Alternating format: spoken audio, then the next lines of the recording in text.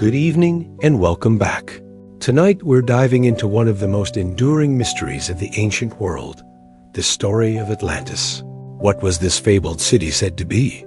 Was it a real civilization lost to the sea, or a myth created to teach a lesson?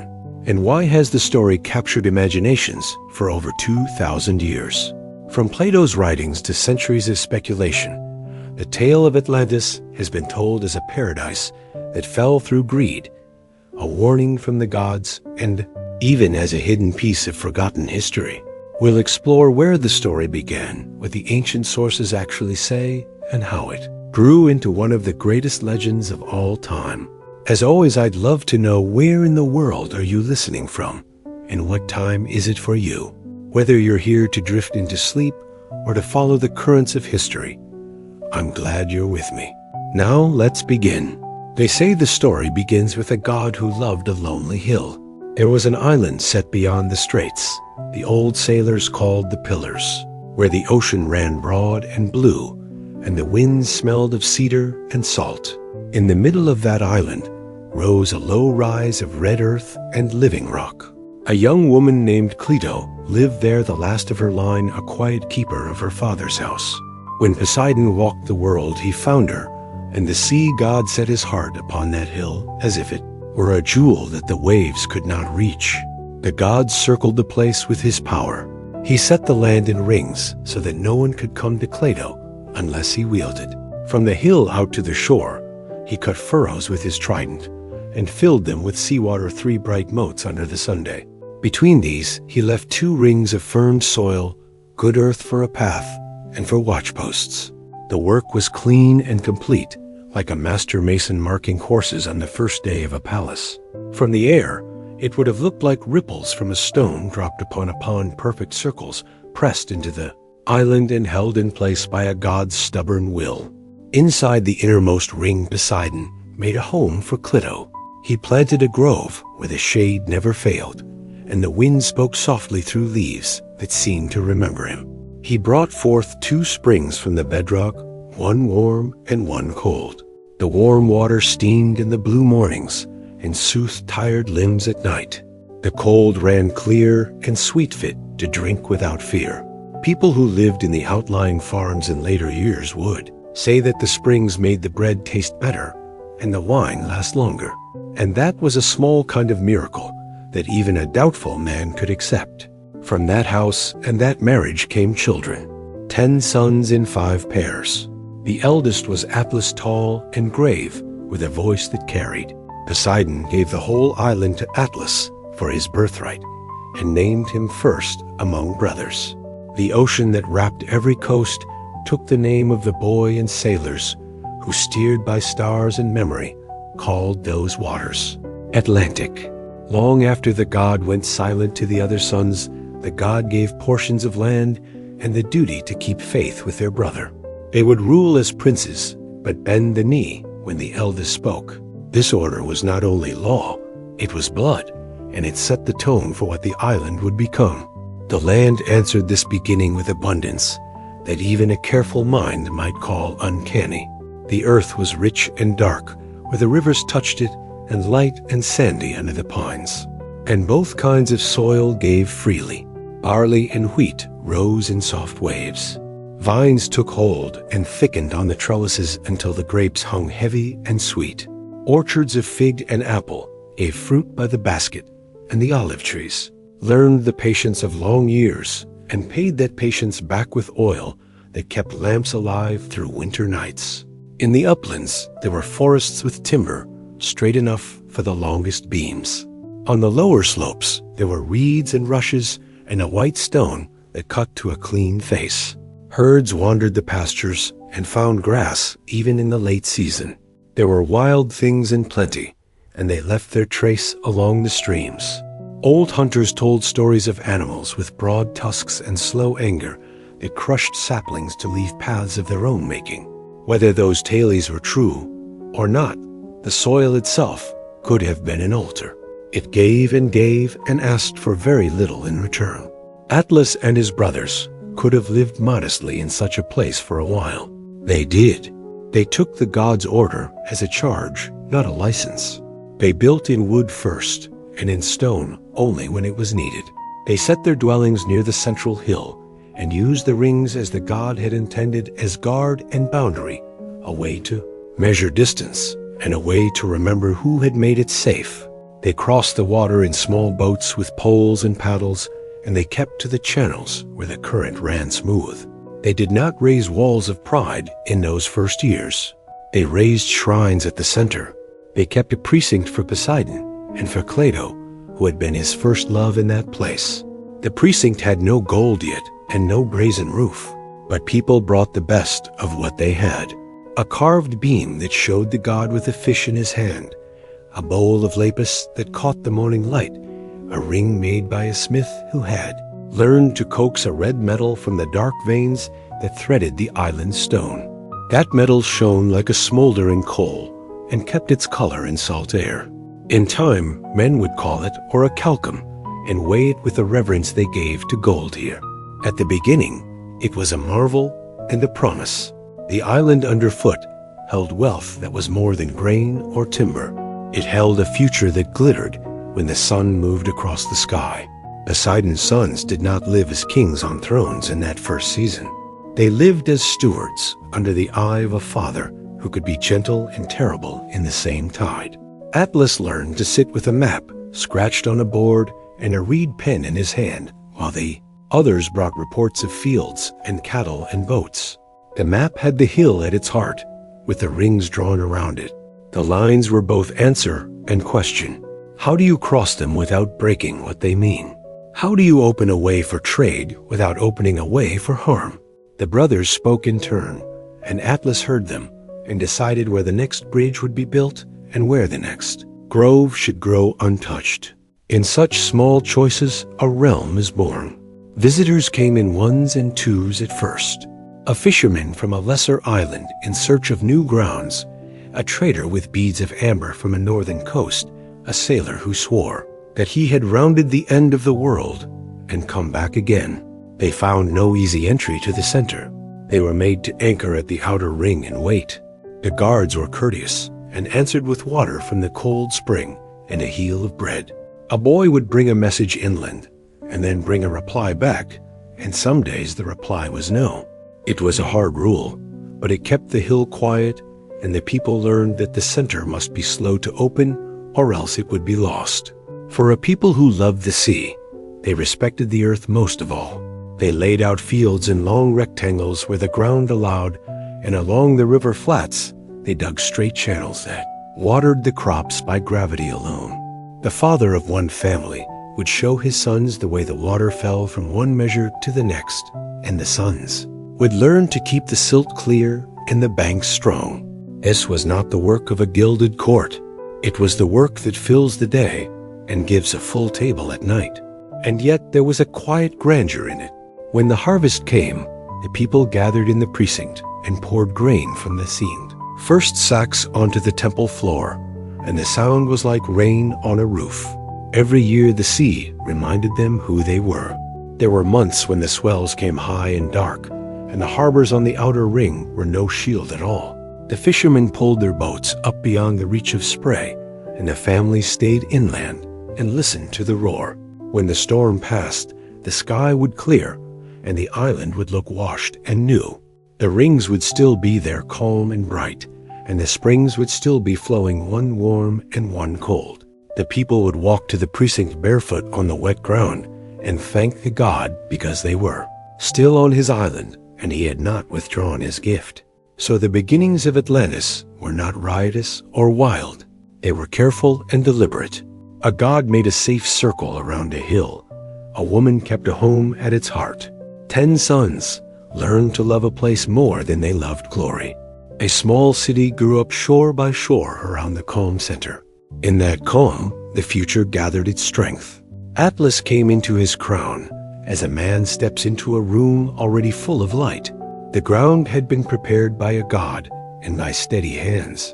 What he did was to keep that light from burning the house. His first acts were not grand gestures. He set laws and he set a rhythm. He called his brothers to the central hill and told them what they already knew. Each would govern his portion, Each would owe tribute and loyalty to the High King. They would meet to judge one another, not to flatter. They would bring their quarrels to the temple and leave with their pride trimmed and their duty made plain. In such beginnings, the island took its measure.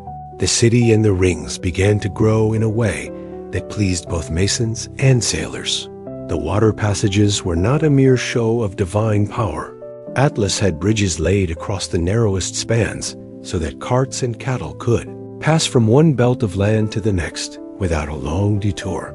He ordered a broad canal, cut from the outermost ring to the open sea, so that a ship with a high prow could come in on a flood tide and find calm water behind the walls. The channel ran straight as an arrow and was kept deep with crews who knew how to read the miad on the inner rings. He placed drawbridges that could be raised in a moment when trouble came. The harbor became a kind of lung for the city. Ships breathed in and out, and the life of the place moved with them. Stone soon gave the city its face. The quarries yielded 3 colors that pleased the eye. The builders set white stone where sunlight would strike. They set red stone in bands along arches and lintels. They set black stone deep in foundations and along the waterline where spray and salt would test it. The walls of the 3 great circuits were faced with metal. The far walls shone with bronze that took a good polish, the next gleamed with pale tin. The inner wall caught the sun like live embers because the masons had clad it in orichalcum. Men did not agree on what orichalcum truly was. Some called it a metal in its own right. Others said it was a master's alloy that married different ores on Atlantis. No one argued. They had it, and it held its color in sea air, and it made a wall look like the horizon at dusk. Within the innermost ring, the kings raised a temple to Poseidon and to Cleito. It stood large enough to make a man feel small, but not so large as to lose the sense of a shrine. The columns were sheathed with plates of the red metal. The roof took on a pale glow at sunrise, because sheets of pale metal lay under the tiles. The floor was paved with white stone veined with blue like old ice. In the cellar stood the guard. The statue showed Poseidon with his trident in one hand and a chariot at his back. The horses were in mid-step, and the sea seemed to move with them. Around the feet of the guard ran a frieze that told the story of the 10 brothers taking their lands. Plato was set beside him with a hand lifted in blessing. When torches burned in that place, the gold leaf on the reliefs looked like firelight, caught and held. Atlas ordered that the laws be set on a pillar of orichalcum in the precinct. The pillar carried more than words. It bore the weight of the island's self-respect.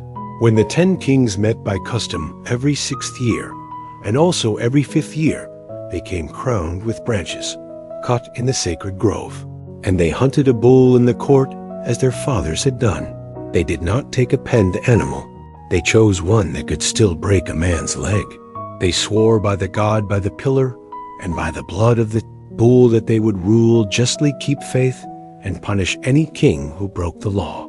It made a sober spectacle, the smell of warm blood, the salt sting of burning meat, the 2 springs running a few steps away, one steaming in the cool air and one so cold it numbed the hand.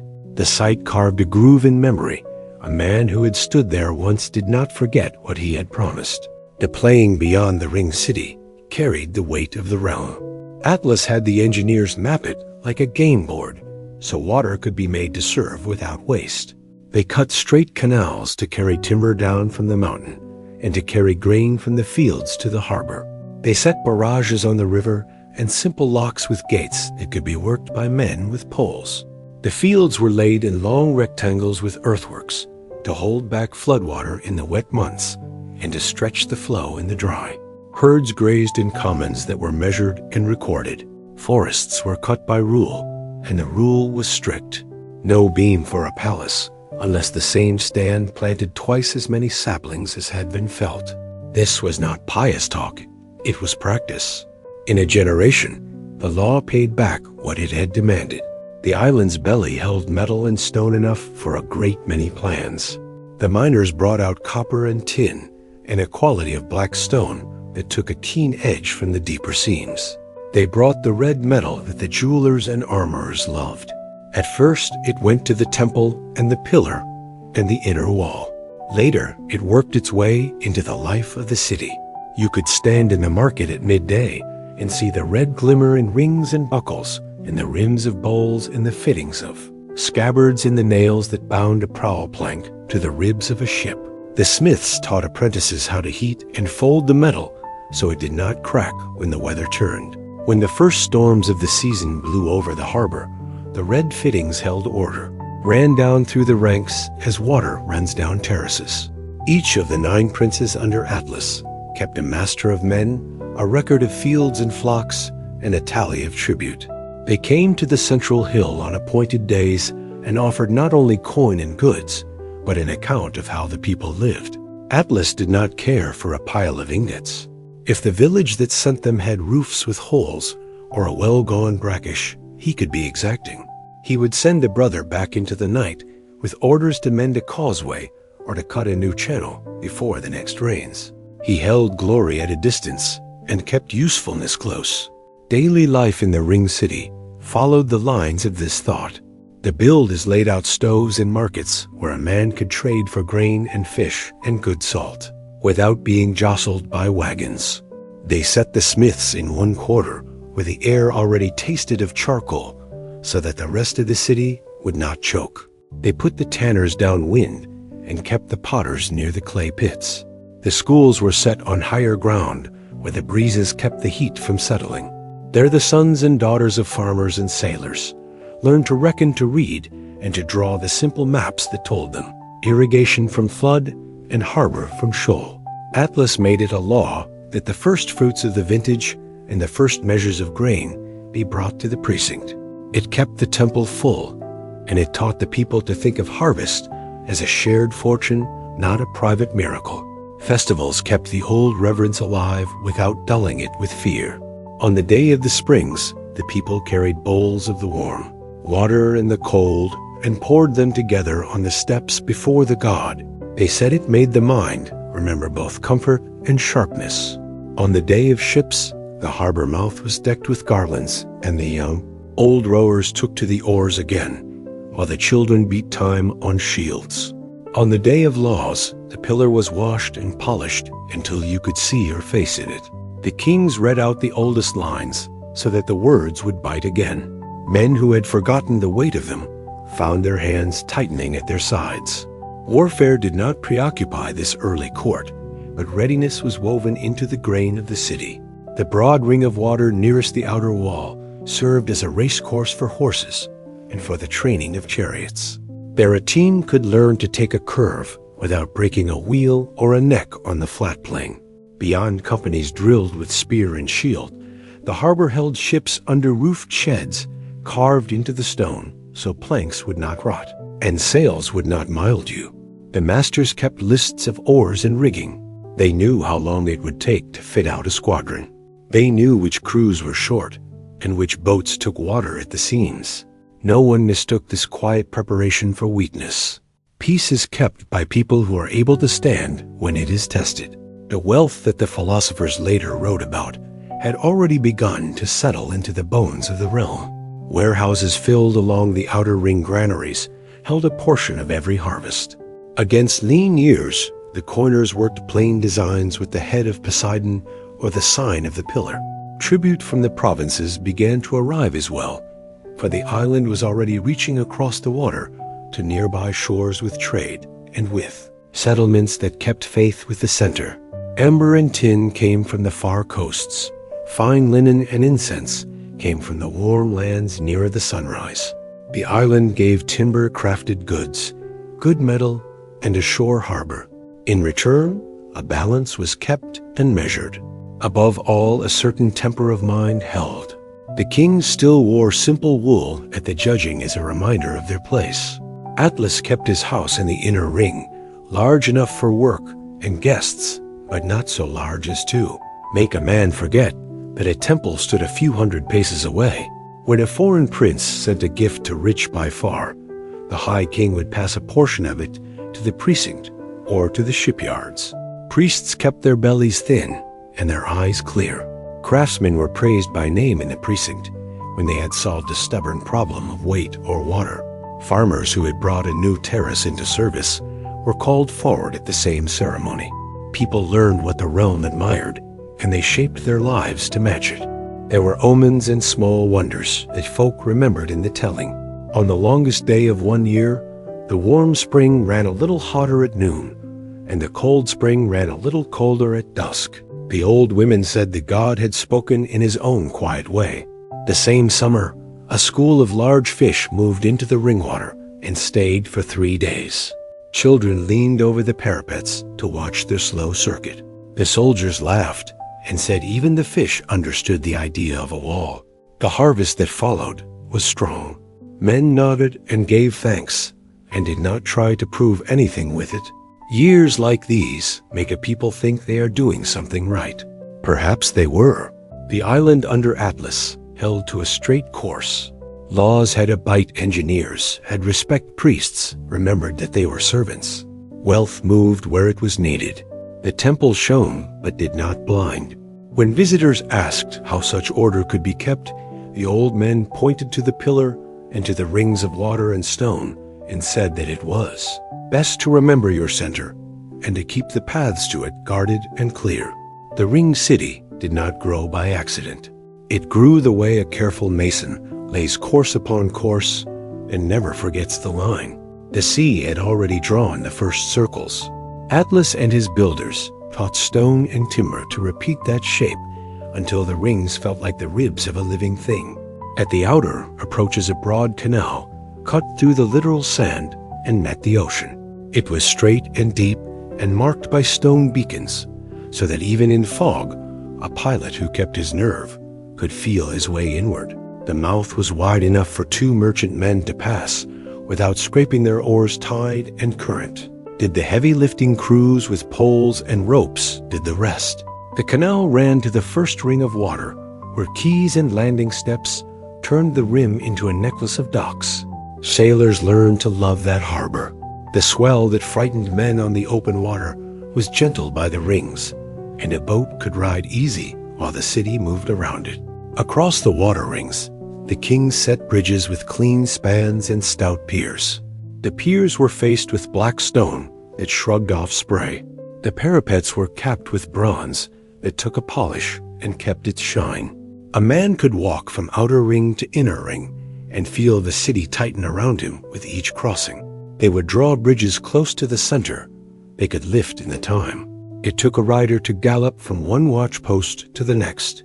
In peace they stayed down, in trouble they made the water wide again. The 3 great walls carried the city's pride on their faces.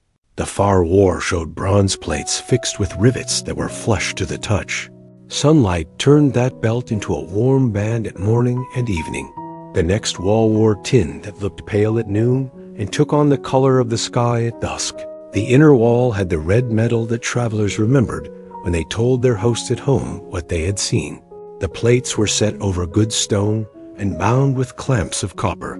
The joints were so fine you could not fit a knife's tip between them.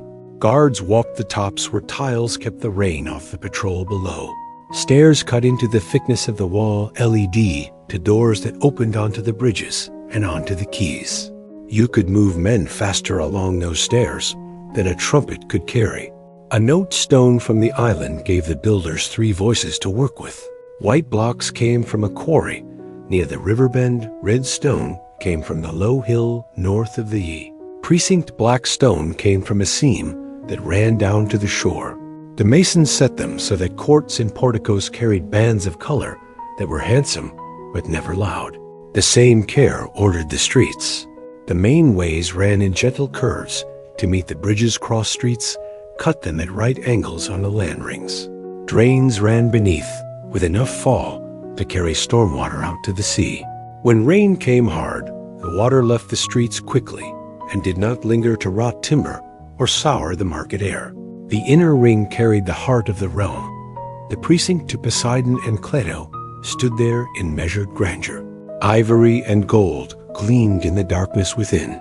The statue of the sea god rose above a basin that caught the light of oil lamps. He held the trident and drove a chariot whose horses seemed to be rising through waves around the base metal workers, had set a band of red plates that did not dull, no matter how many lamps smoked before them. The roof timbers were cedar that the carpenters had seasoned for years. The columns carried carvings of dolphins and bulls and grains and vines. The floor stones were laid in a pattern that drew a visitor forward, step by careful step, until he stood beneath the god, with his head bowed without knowing when he had lowered it near the precinct. The palace quarter gathered around courtyards open to the Sunday. Long halls for judgment and feast were set with colonnades.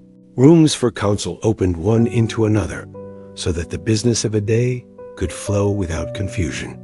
The palace was not a fortress. The walls were strong, but the strength came from placement rather than from thickness. The builders trusted the rings to break an army, and they trusted the laws to hold brothers ready to act before an enemy grew bold. Water gave the city its ease from the hot spring and the cold spring near the central hill.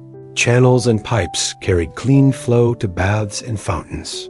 The warm water found the bath precincts where laborers ended their day and officers eased bruised legs after training. The cold water fed public fountains and systems that never ran dry. In summer, the fountains drew children and the old.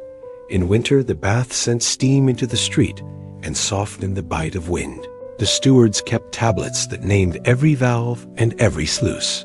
When a line needed clearing, a team arrived with brushes and poles before a householder had finished his complaint. Ship sheds were carved into the outer ring's inner face where the stone allowed it. Under those roofs, a trireme could rest without rot and wait for its next season. Hinged doors opened to the water and closed against salt spray. Rope makers worked in a long lane that had been measured for that purpose. Sail makers had a court wide enough to spread canvas flat. Carpenters kept a tally of seasoned planks against the day when a keel split or a rib failed under strain. The Navy was a daily labor and not a parade. A visitor could see that in the hands of the men and in the lists cut into the wood of the sheds. The ring nearest the outer wall held the markets. Fish came there on wet tables that sloped toward drains. Grain in sacks reached the same quarter by barge down the field canals. Potters stacked jars taller than a man. Smiths sold nails by weight and knives by feel. Jewelers showed ornaments of the red metal and told buyers how the color would hold bright even at sea. The stalls had earnings to blunt the Sunday. The ground was swept by boys who were paid in bread and a cup of watered wine. Thieves found no welcome. The watch kept order with a firm patience that made violence a last resort. Horses had their place as well. The broad ring of water closest to the wall served in part as a course. A team and a chariot could run around it and learn how to take turns without skidding a wheel. Stables stood where the wind kept flies down. Grooms kept a book of feed and gate and harness inspections were held at set times. Men who passed the exam wore a badge with the king's mark and were permitted to race before the pillar during the festivals. The plain outside the rings answered the same order. Canals crossed it like a net so that any field lay within reach of water and of transport. Barges brought timber from the mountains and sheaves from the farms. The banks were planted with willow to hold the earth. Locks were simple but serviceable. A pair of gates, a spillway, and a chain dropped across when repairs were needed. The road that ran beside the main canal stood on a raised bed that stayed dry in the wet season. It was tamped hard and edged with stone, or carts would have cut ruts. Travelers could move with speed that surprised those who had only known river mud and mountain track. The city did not forget watchfulness as it grew beautiful. The chiefs of the guard walked the walls and counted the lamps at each post. The fire watch in the palace quarter kept buckets and hooks ready and staged practice in the off hours when the cooks were idle. The harbor kept a signal pole where flags could tell a captain if the inner bridges were up and if the docks were full. A ship that arrived at sunrise knew by noon where it would take on water and where it would lie for the night. The kings prized that level of forethought. It saved tempers, it saved money. Sometimes it saved lives. Visitors felt the force of it without being told. The rings pressed their sense of order into every hour. You ate, you traded, you prayed, you trained, and you slept in places that had been chosen. For those things, no one needed to shout. The shape itself did the talking. A farmer could carry his olives to the press and know the road, the price, and the time before he stepped out his door. A captain could bring his ship up the canal and know the width of the passage before. He'd even sighted the bronze plates of the first wall. A stranger could stand at the center and look out and understand in his bones why the city had the strength to grow rich. It was splendid. There is no other honest word for it. The splendor did not come from excess. It came from precision and from an instinct for restraint that made later opulence possible. The builders who set those stones and those bridges may not have thought of pride when they worked. Pride was growing all the same. Pride rides quietly when a city fits its shape and the people fit their work, and the gold on the walls looks like sunlight rather than greed. A city can be read by the way it spends the morning in Atlantis. The first hour belonged to the harbor before the sun cleared the outer wall boys, with broom and baskets swept the quays. Lanterns burned low in doorways where a scribe sat with a tablet and a reed pen. He took the names of ships and the names of captains and marked their cargo in neat columns, one line for timber, and pitch one line for grain and olives, one line for fish packed in salt. Dock masters stood at the head of each pier with a staff in hand and a whistle on a cord. They placed each hull where it would not block another and counted barrels as they came ashore. A man could see the city think with his hands. The markets woke next. Fishmongers spread reeds on the tables and laid out the catch by size and kind. The smell was not a rot, but a clean sea smell, and it brought coins out of purses. Bakers broke the blackened crust on the first loaves, and the steam ran down the wrists. The bread was made from barley on poor days, and from wheat when the harvest was strong. It was eaten with olives or with cheese from the mountain pastures. Vinegar stood in small bowls on the counters, and men dipped bread in it to sharpen their appetite. Women bartered for copper pins and plain cups of clay. Children chased one another through the colonnades until the storekeeper snapped his fingers and sent them outside to race along the parapet where they could do no harm. Not far from the quays, the smiths made their own dawn charcoal, caught with a dry whisper, and then roared when the bellows blew. The best forges had a faint red cast from the fittings set in the door and from old work hung on pegs. The smiths kept 2 jars near the anvil. One held water to temper, and the other held oil for pieces that needed a kinder cooling. The hammer blows were steady, and the rhythm carried along the lane from one shop to the next. In Atlantis, it was common to see the red metal in small things: a clasp on a cloak, a buckle on a horse, a line of vice, inlay on a cup that made noon feel special at a poor table. The pride of the city showed in those touches as much as in the plates on the walls. The streets were built to move grain as much as people. Carts used the outer rings until they reached the quays that stood like notches on a wheel. From the countryside, barges came along the canals with their loads covered in woven mats. A foreman walked the bank and kept the rope taut while the mule leaned into the collar. The bargeman had a pole to test the depth and a rake to clear weed at the bends. In dry months, the locks gave a little water here and took a little there to keep the flow.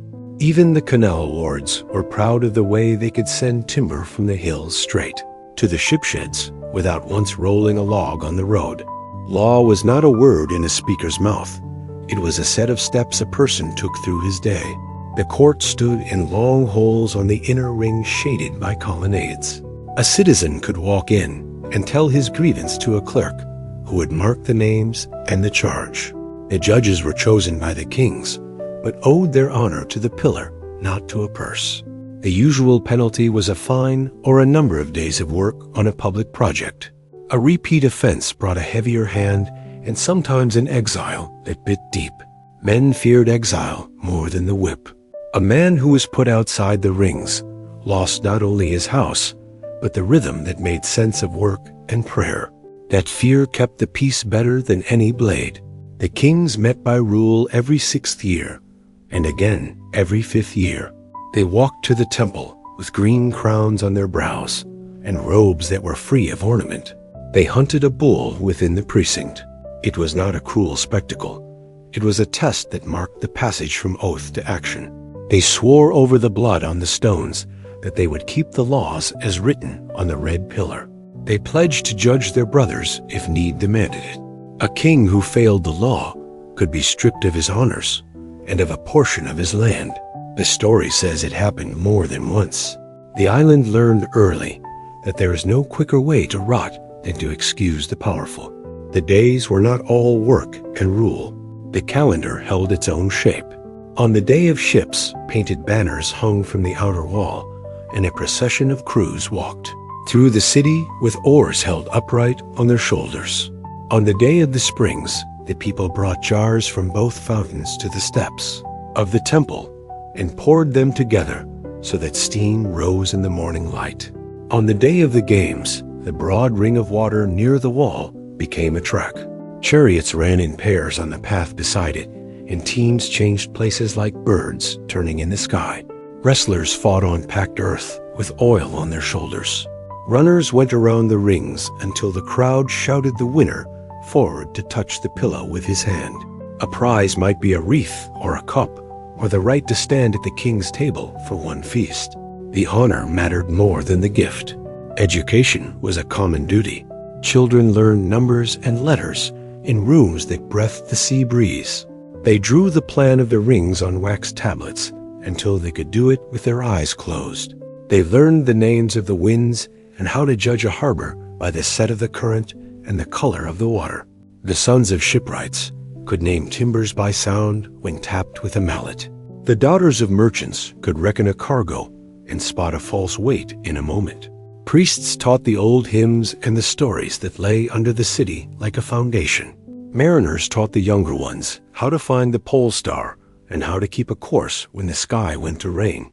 The house was the kernel of the city. Most homes were built around a small court with a system. The floor was packed clay in poor rooms and stone in rooms where an older hand had worked. A household might hold 3 generations. There was a loom in a cool corner, and a mortar set near the door where a wife or a daughter would grind grain while the morning was fresh. A shelf held cups and a lamp, and a small figure of Poseidon or of a household spirit. When a child was born, the father would set a dish of honey by the tiny altar and ask for a steady breath and a strong back in the years to come. When someone died, the family washed the body with water from the cold spring and watched through the night telling stories that had teeth and laughter both. Food was simple and good fish and barley. Bread made the daily meal. On a better day, there was goat or kids stewed with onions and herbs. On the days after a festival, there might be beef in pieces handed out from the yacht. Precinct for the sacrifice fed the people as well as the god. Oil and figs sweetened life wine, watered for common use and strong for rites. Salt from the pans beyond the fields, honey from the hives, kept under time, and sage on the sunny slopes. A visitor who stayed a week would come to believe that the island itself had learned how to feed a table with nothing wasted. Crafts gave Atlantis its polish. The potters knew a slip that fired to a low shine and took red paint without bleeding. The carvers could turn a piece of black stone into a seal that pressed a ship on wax so cleanly that you could count the planks. The weavers learned to make a tight cloth for sail and a soft cloth for robe and a colored border that told a family's name at a distance. Money went into such things with a calm hand. The kings did not dress like peasants. They preferred cloth that spoke in low voices. They wore rings and collars that showed the red metal in ways that were felt more than seeing. A court that knows how to speak softly in these matters is a court that can live through years of plenty without losing its wits. The Navy and the Army were not hungry mouths that ate the city bare. They were trades that kept other trades alive. Shipwrights passed down measures by memory, and rule oars were paired by weight. Sails were folded and salted and folded again. Captains told green crews to keep time by song so that the stroke would not wander. When the water was rough on land, The drill fields took men in harvest stack and sent them home when the season turned. Spears were stored point down in racks under eaves, where rain could not reach. Shields hung clean on pegs. A city that can put a wall of wood on the water in a day is a city that draws respect without needing to draw the sword. Foreigners found welcome and rule in equal parts. Guest houses stood near the outer ring and were kept clean. Interpreters sat with the scribes at the keys and earned their keep by ease of tone. Customs took a fair slice and no more. A cheating captain could expect to go home without his cargo, and with his ship under seal, an honest trader could expect a clean ledger and a cup of wine. At the end of the day, many came back simply for the relief of knowing what they faced. You can build a reputation that is better than gold if you keep your word on the dull days as well as on the feasts. Not everything was perfect. Pride came in small choices. A merchant added a second ring to a finger. A magistrate allowed his son to skip drill without cause. A prince asked the armorers to set more red metal on his harness than was strictly needed. A court singer composed a hymn that praised the king's judgment more loudly than it praised the god. None of these were crimes. Each had a little weight. A people who have never been brought low learn slowly that weight adds up. There were also moments that felt like mercy. On a summer night, the dolphins came up the canal and swam in the first ring until lanterns reflected in their backs. The next morning, the cold spring tasted sweeter than usual, and an old woman swore she could feel the God's hand on her shoulder when she crossed the court. On the shortest day, a solitary storm cloud stood above the temple like a column and dropped its rain only on the precinct stones. A priest lifted his face and said that the God kept us clean when we could not keep ourselves. People nodded without making a fuss. They went home and mended their nets. When the day closed, the city wound itself down with the same care it used to wake.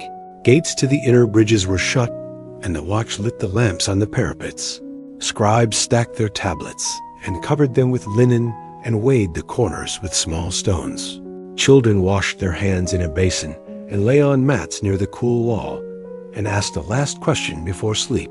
In the precinct, the priests banked the fires and left a single lamp before the god.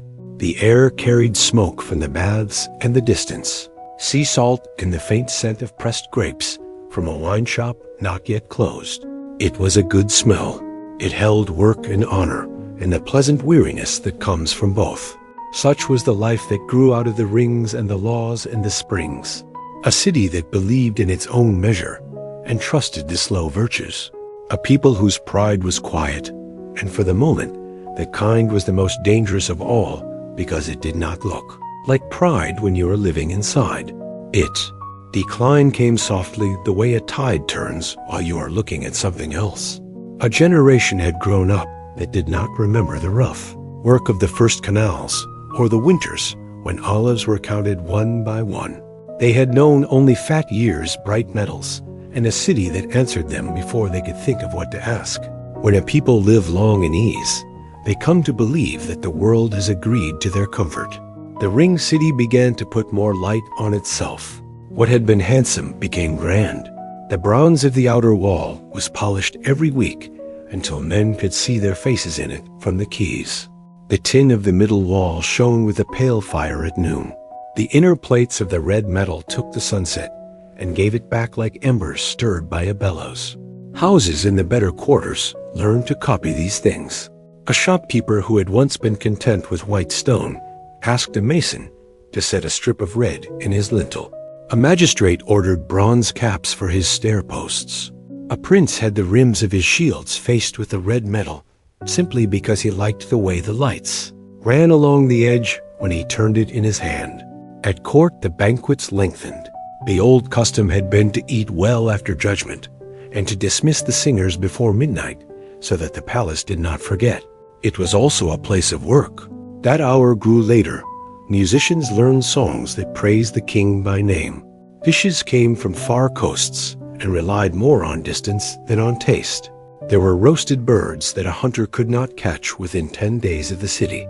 There were sauces made from fish that lived in waters warmer than any the island knew. Young men who had never known a hungry year learned to laugh at the priests who asked for restraint. They called restraint a virtue for poor tables. The hunt changed too. The king still took the bull in the precinct when they swore by the pillar, but fewer bulls came from the wild. A prince who could afford it would keep a fine animal in a field and have it driven into the court for the right. Old men remembered when a king had blood on his ankles and dust in his teeth before he made his oath now. There were days when the blood that ran over the stones seemed to smell of fodder and not of fear. The priests spoke of it quietly among themselves. They saw the way a symbol takes on warmth when it is earned and turns cold when it is bought. The law remained written in the red pillar, but the law in practice began to bend. A judge who had once been known for a strict hand now found reasons to postpone the judgment of a noble house. Fines that had supported the canal wards and the roads were forgiven with a smile.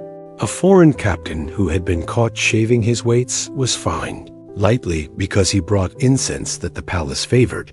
Men told themselves that a small wrong could be spared when it served a larger good. They had not yet learned how fast a small wrong becomes a custom. Wealth moved in new ways. Coins that had circulated from hand to hand began to settle in vaults. Lenders appeared who would write a neat contract and charge for time. A farmer who had taken a loan against a poor harvest found himself paying with the next one too. The granaries still filled, but the share set aside for lean years grew harder for a poor man to reach. The first fruits brought to the precinct were still enough for the rights. They were not so generous that a stranger would come away believing that the city belonged to the god. The navy grew splendid.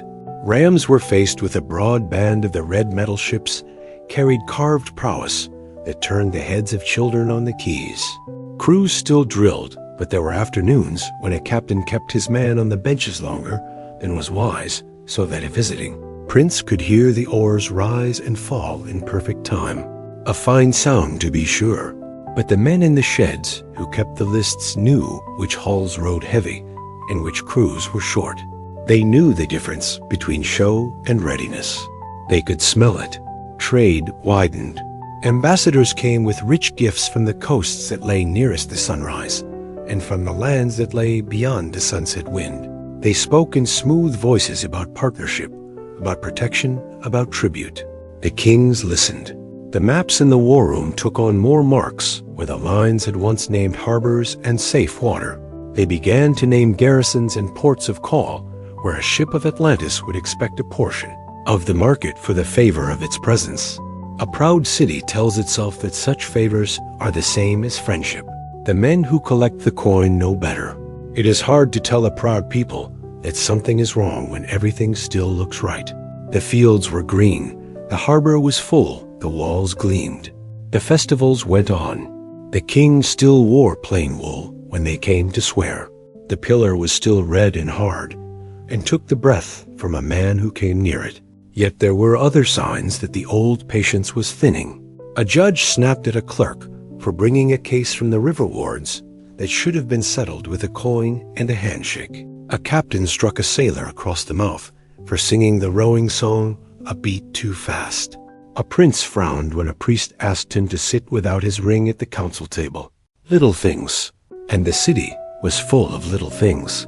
The story that later philosophers wrote is clean in its telling. They say that the godly portion in the blood of the kings grew thin, and the human portion swelled. The Atlanteans loved on a less and wealth more. They forgot the law of their father, and valued the ring walls for their beauty rather than for the duty. Those walls set on the island itself, the change would not have been so clear. It would have felt like tiredness after a long day, a softness in the hand that once held firm, a desire to be praised before the work was done. Ambitions sharpened in quiet rooms. There were councils that met at odd hours without the full company and made plans that were presented later as settled fact out on the plain. New roads appeared with a speed that did not match their necessity. Garrisons were raised where the threat was feigned. Taxes were set in the provinces with a heavier touch. A few island families came to own 2 houses and 3 warehouses when one had served their fathers well enough. A few country houses began to look like little courts with a private bath and a private singer and a table that drew more guests than a village feast. There were warnings in the earth as well, though a man could forgive himself for not healing them. The island shivered in a way that made doors creak and lamps tremble. The tremors were small and did no harm. Children laughed and clapped when the cups danced on the table. Men remember that the ground has a sleeping strength and told themselves that a stirring now and then meant only that it was sound. The sea ran higher in one winter and chewed a little more of the dunes beyond the fields. The canal wards set more willow in the banks and told the kings that a few more hands in the wet season would keep the water in its place. The kings nodded and marked a note for later in such a season. The city had two minds. One mind stood in the precinct and remembered the god who had given the springs and the rings and the laws. The other mind stood in the war room and looked past the pillars toward lands where the maps had been left pale. For lack of time, both minds called themselves loyal. Both spoke of duty. Each began to forget that duty can pull a man in two. Whatever the reason, the ease of the early years was gone. The city still had splendor. It had added pride. Pride by itself is not a sin, the old teacher said it. Becomes one when it no longer remembers what it is proud of. Her people can forget faster than any single man. Their memory is housed in customs and ceremonies, and in the way a thing is done year after year. Change the way quietly enough, and the memory goes with it. So the shadows lengthened while the streets were still bright. The warnings stood in plain sight, and yet were hard to hear, because the markets were noisy, and the wine was good, and the singers had learned a new song about the way the inner wall burns red at sunset. There were men and women who felt the unease, but could not give it a name. They were like sailors who smell the weather, but cannot yet point to a cloud. You could walk the bridges and look down at the ring water and see the reflection of the temple as steady as ever. You could stand there and imagine that the surface shows everything that matters. It seldom does. The change from patience to hunger began with a map in the palace council room. The long table was cleared and a board was brought in that showed the known sea from the pillars out to the sunrise lands. Harbors were marked in ink, currents were marked with thin lines that curved like vines along the margins. Scribes added notes that a captain would understand at a glance. Where to find fresh water, where the wind veered in late summer when a reef waited to open a careless hull. The kings had always kept such charts. Now the marks began to drift inland. Names of towns appeared beyond the beach's grain tallies, heard counts the number of men of spear age that a village could send if called. It was a quiet way of saying that the sea no longer satisfied the island's reach. Councils met more often, and at later hours, the talk had the feel of a tide that is turning. Governors from the provinces sent word of quarrels on the far coasts. A prince spoke of a harbor that had refused to pay the old fees and had sent envoys to a rival city instead. A sea captain told of raids on a friendly shore by men who wore their hair in a different fashion and carried shields with a crooked cross. Each report was small by itself. Together, they drew a picture of a world that was not going to sit still while Atlantis grew rich. The answer that gathered in the room was to make the world sit still. Orders went out that had the taste of readiness in them. The shipsheds were told to bring every trireme to sound wood before the end of spring. New keels were laid in the outer ring, where a path of rollers ran from the fitting yard to the water. The all-masters walked the sheds with scales in hand and paired the oars by weight so that a crew would not fight its own stroke. Rope walks worked day and night to twist new rigging. Quartermasters checked the bronze nails in the bins, and the spare rudders stacked along the walls. On the drill fields, the companies lengthened their practice. Men learned to ground spear and lift shield and move as a wall under a rain of stones. Officers grew hard in voice and eye. The city had always trained. Now it trained as if it expected to be judged. Diplomacy sharpened into something colder. Where a friendly harbor had once received a gift of oil and advice about pilots, the same harbor now received a visitor who spoke of protection and tribute in the same breath. A treaty that had been made on a festival day was brought out and read in a new tone. Lines that had been overlooked were given weight. A clause that named a price for shelter became a lever that named the shelter a garrison. When a coastal town balked, a squadron appeared beyond the outer bar and lay at anchor until the elders sent for the scribe and the seal. The phrase the governors used was order on the western road. In the markets, men said that the island had learned to hold a purse in one hand and a spear in the other. Money followed the spear. Tallies were kept of timber, pitch, and grain far from the central hill. A chain of storehouses appeared along the routes that mattered. Sailors could count on fresh water and new rigging at certain points, and could name the man who held the keys. Inland's way stations were set, where a courier could change horses and keep riding until night had turned twice. The kings kept a list of such stations and their keepers, and checked it after every festival. A realm that wants to move quickly must learn to do so in small steps long before it runs. Spies learned to sail, not the knifemen of a poor tale, but merchants with good bargains and a clean way of speaking. They came to Greek harbors with fine cloth and a better price, and asked questions in the evenings over wine in the taverns that faced the sea. How many young men did the city center row each year? How long did it take to fit a trireme when the alarm sounded? Which priest had the ear of the magistrates, and which magistrate had a son who preferred racing to drill? In Egypt, they watched the mouths of the river and the traffic that crowded the narrow channels. They learned which branch took barges to the granaries, and which branch shipped soldiers when the crown was angry. They sent their notes home with traders who were paid a little more for the risk, so that they could pretend they had simply made a better sail room across the sea as fast as any ship. In Athens, men who loved argument heard talk of a Western power that was measuring the world with a ruler and a spear. In Sicily, fishermen pointed out a squadron under half sail and said that they were Atlantean hulls by the cut of their bows. In the islands off the Peloponnese, a pilot claimed that a ship with red metal on its beak had chased him off a reef he had fished since his father's day. Some stories were lies told for the pleasure of telling them. Some were true in pieces altogether. They began to make a cloud that lay on the water when the wind was still at home. The court dressed its ambition in a language of duty. The kings spoke of securing the sea lanes. They spoke of ending piracy and of keeping wheat moving from the river realms to the hungry coasts. Priests who had learned patience nodded when the words were spoken in the precinct. The maps on the board told the same story in a different tongue.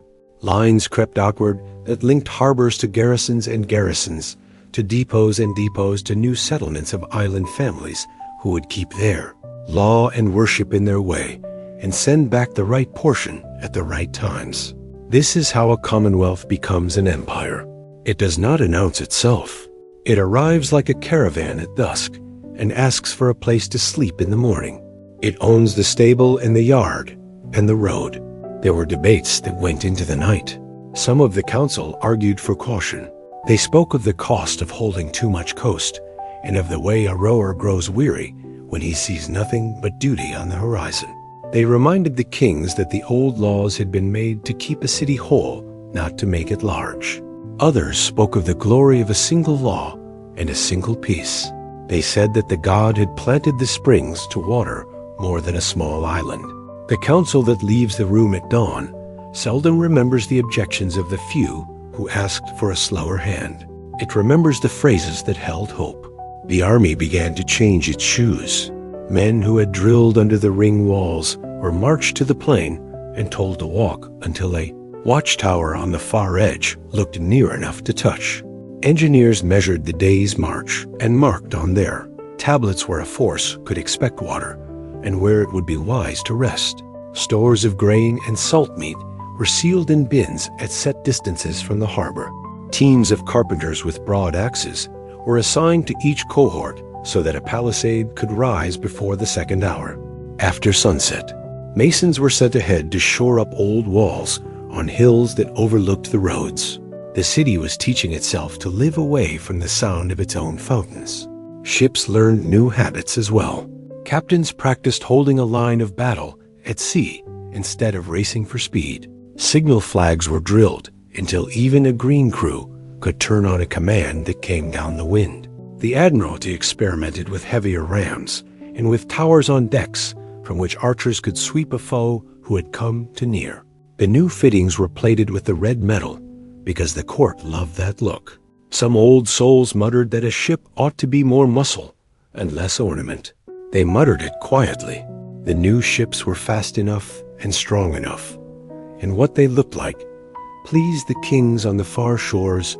The first source opened a town that had long paid a small fee for shelter in a storm, was told that the fee would now be permanent and would be called an arrangement. A governor placed an island magistrate in a hall where a local elder had long. Saturday the elder bowed and stood aside and went home to a house that felt smaller than it had the day before. In a river city, a garrison demanded the right to drill on the common and to keep a store of grain in the public granary against emergency. The emergency never came. The grain did not go back. Each of these changes was defended as minor and necessary. A traveler who visited only one place might not notice. The world is large. The pattern is what matters.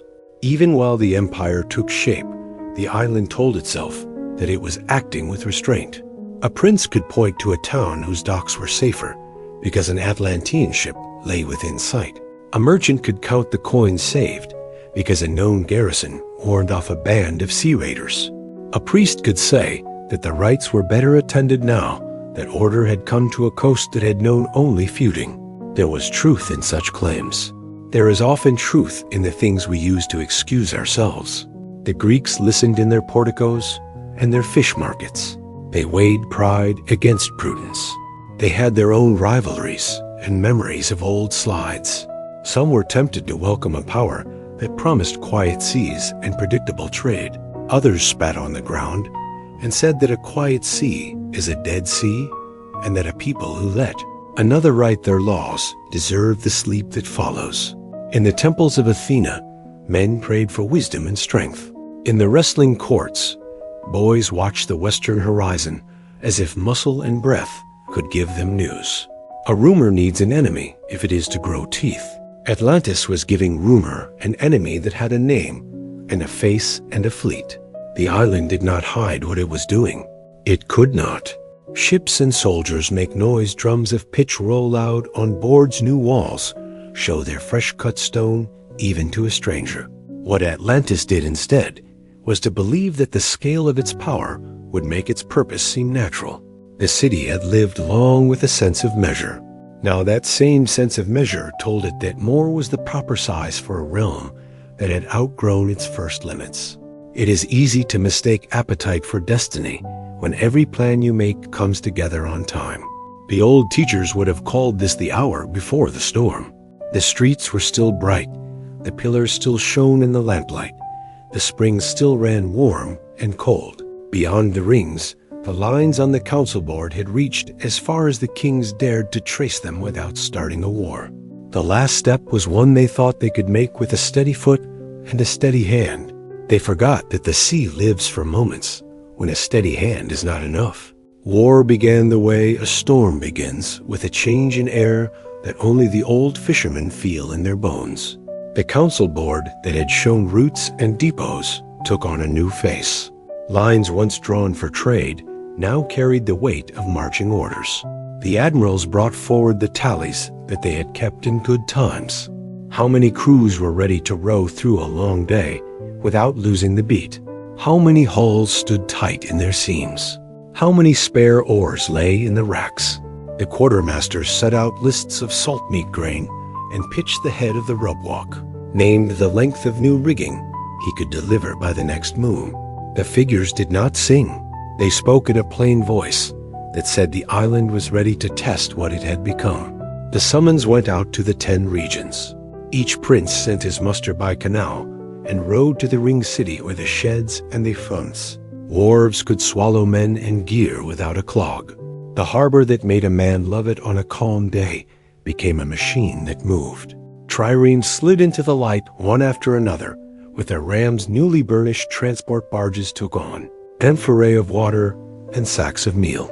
Marines checked shields on the quay and tied their helmets to the straps of their cuirasses so that August would not claim them as a joke. Slingers counted the smooth stones in leather bags and ran a thumb over each one. Archers checked the binding of their bows and warmed their fingers over little braziers before the dawn watch. Orders were spoken by men who had drilled for this hour since they were boys. The first wave would go south and east along the familiar lanes across the western sea. The second would sweep toward the rich river country to show the flag and judge the banks. A third force would hold west of the pillars to keep jealous eyes from the heartland. While the main business was done, the schedule read like a ledger tied in the second-hour wind, likely from the north, before noon. Rest on the lie of the Long Island. If the swells steepened after dusk, sleep in watches. Keep the oars dry until called for speed. The fleet that left the outer canal in that season was the largest the island had ever put to water. Their order studied the heart. Warships in the van moved like shepherd dogs. Transports followed in good intervals, so that a sudden shift in current would not drive one hull upon another. The admirals had placed their boldest captains on the outer flank and their calmest men at the center. Signal flags climbed and dropped on masts the water between. The rings barely stirred before the last ship cleared the mouth and felt the clean lift of the open sea. They made first for the long coasts around the western desert, where the green river cuts the brown land and spills its wealth into the sea. The island had traded there for generations. Now its captains stood off the mouths and counted the barges and the guards. They had names for the branches and could tell one from another by the color of the outflow. And by the way, driftwood turned at the bars. The garrisons ashore watched the new arrivals and sent riders inland to the scribes, who kept their own lists. When the envoy from Atlantis went ashore, he wore a plain cloak and a firm expression. He spoke of order on the sea lanes of a fee that would bring patrols at need of a treaty that had long been sleeping among other papers. The local governors measured the speech against the ships they could see and made the choice. That men make when they are not sure of tomorrow. They agreed to a levy and to a right of anchorage that let the island plant its first tokens on the river's lip. It was called friendship. At the signing, it felt like a weight on the scale. From the river country, the first wave moved along the curve of the coast toward the islands that lie between the Sunrise Sea and the Great Gulf. There they found fishing towns and trade colonies that had long looked both ways. When a tacksman approached a squadron stood off a harbor at dawn, and the sun showed red on the metal plates of the rams on shore, the elders gathered with stiff backs and set faces. The admiral asked for pilots and stores. The elders asked what they would receive in return. The answer was the same in each place. Safe water, a portion of the market, a garrison for a season. Only the garrison left strong doors behind when it went. As the first wave fixed its anchor points, the second wave turned its eyes toward the Middle Sea. The charts in the island boardroom had traced old routes to the big islands and to the boot of the long peninsula. Those waters were thick with harbors that saw more wine than lore. Raiders made a living out of inlets that no foreigner could find twice.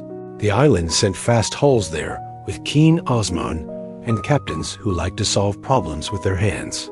In Sicily, they cut off a nest of pirates by chasing them into a bay with a narrow throat and then blocking the mouth with a line of ships tied stern to stern. When the trapped men tried to swim out at night, Marines met them in the water and pulled them aboard and gave them a choice that was not really a choice: serve under rule or hang from the yard arm with your knives still on your belts.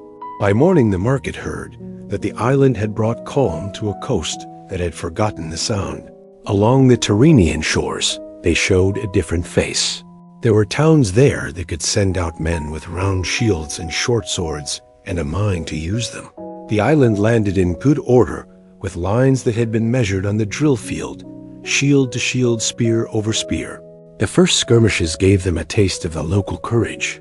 No one slept easy for a few nights when word reached the captains that a hill fort had sent a cloud of javelins into the camp, killed a dozen men whose names were well known. The response was patient and cold. Engineers threw up a ditch and a wall in a single day. Slingers stood behind the ditch and gave back the stones they had been greeted with. Only now they were shaped and smoothed. When the hillmen came down again, they found discipline waiting for them. Commanders walked the line afterward and touched the shoulders of the men who had held fast. At the moment, when such moments break a force, those touches were worth more than coin for the rest of the campaign. By now the clouds of Ruma had thickened in the east. The islands off the Peloponnese had always been good watchers of the horizon. They reported a rhythm in the west that did not look like trade. Ships that kept formation flags that repeated the same shapes in the same order. Crews that sang in time even when the wind freshened. And the seas grew short. Merchants who had argued politics over wine for years found themselves speaking softly when the name Atlantis came into the talk. Some hoped for lower tolls and quiet water, others set aside coin to pay for spearheads and oil for the gymnasia. A city senses when it will be asked to decide what it is. The island councils had expected this attention. They meant to use it. Messengers went ahead of the second wave to the Greek coasts with phrases polished for temple steps and council stones. They spoke of common cause against sea bandits and of a reckoning to be made with petty tyrants who sold justice by the jar. They invited city elders to join a pact that would put an end to these brotherly quarrels. The invitation was a command in fine clothing. Those who replied with welcome saw a garrison build a fort on the hill above their harbor. Those who asked for time saw an anchorage chosen just beyond their headland, where a squadron could rest as long as it pleased. Egypt kept a watch on all this with old eyes. The scribes in the river temples could count better than most men could see. They saw grain ships pass in good order and made a neat note when the hulls were escorted by vessels that wore the red metal like a badge. They saw the levy climb by a small measure in every port that had accepted the new pact. They also saw the way a foreign patrol makes itself at home along a quay.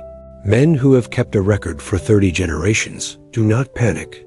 They sharpen their quills and improve their memory. Their reports to the court spoke in the same careful hand that had named plagues and floods in other centuries. A new power rides the Western Sea. It has discipline and coin. It shows friendship, and it keeps a ledger. The first true clash came when a Greek harbor refused to yield its winter customs house. The island magistrate arrived with a garrison and a contract. The local Akin greeted him with full ceremony and shut the doors behind him. The admiral pulled his ships into the roadstead and showed his decks to the town. The Akin sent boys to gather stones for the slingers and bade the women carry water to the walls. A quarrel that might have ended with words now had an audience and an arena. Shots were traded across the quay. A trireme tried to force the narrow mouth and took a jar of burning pitch on its deck that made them ice. Crew jumped into the water while they cursed the sky. The island commanders brought up more ships and tried again. As the light faded, the mouth was held. The island backed water and set a ring outside the harbor and waited for hunger to make its case. Word of the siege ran along the islands like lightning through dry grass. Some saw a lesson and sent envoys to cut a neat bargain before steel spoke. Others bristled and sent for men who could still hold a line in the dust. On a summer morning in Athens, the talk in the porticos sharpened to a point. The city had known hard choices since its first stones were laid, and it had never been shy of argument. Sailors who had spent their lives reading wind and wave spoke for caution. Younger men with fresh scars from border skirmishes urged the assembly to make a stand that would be remembered.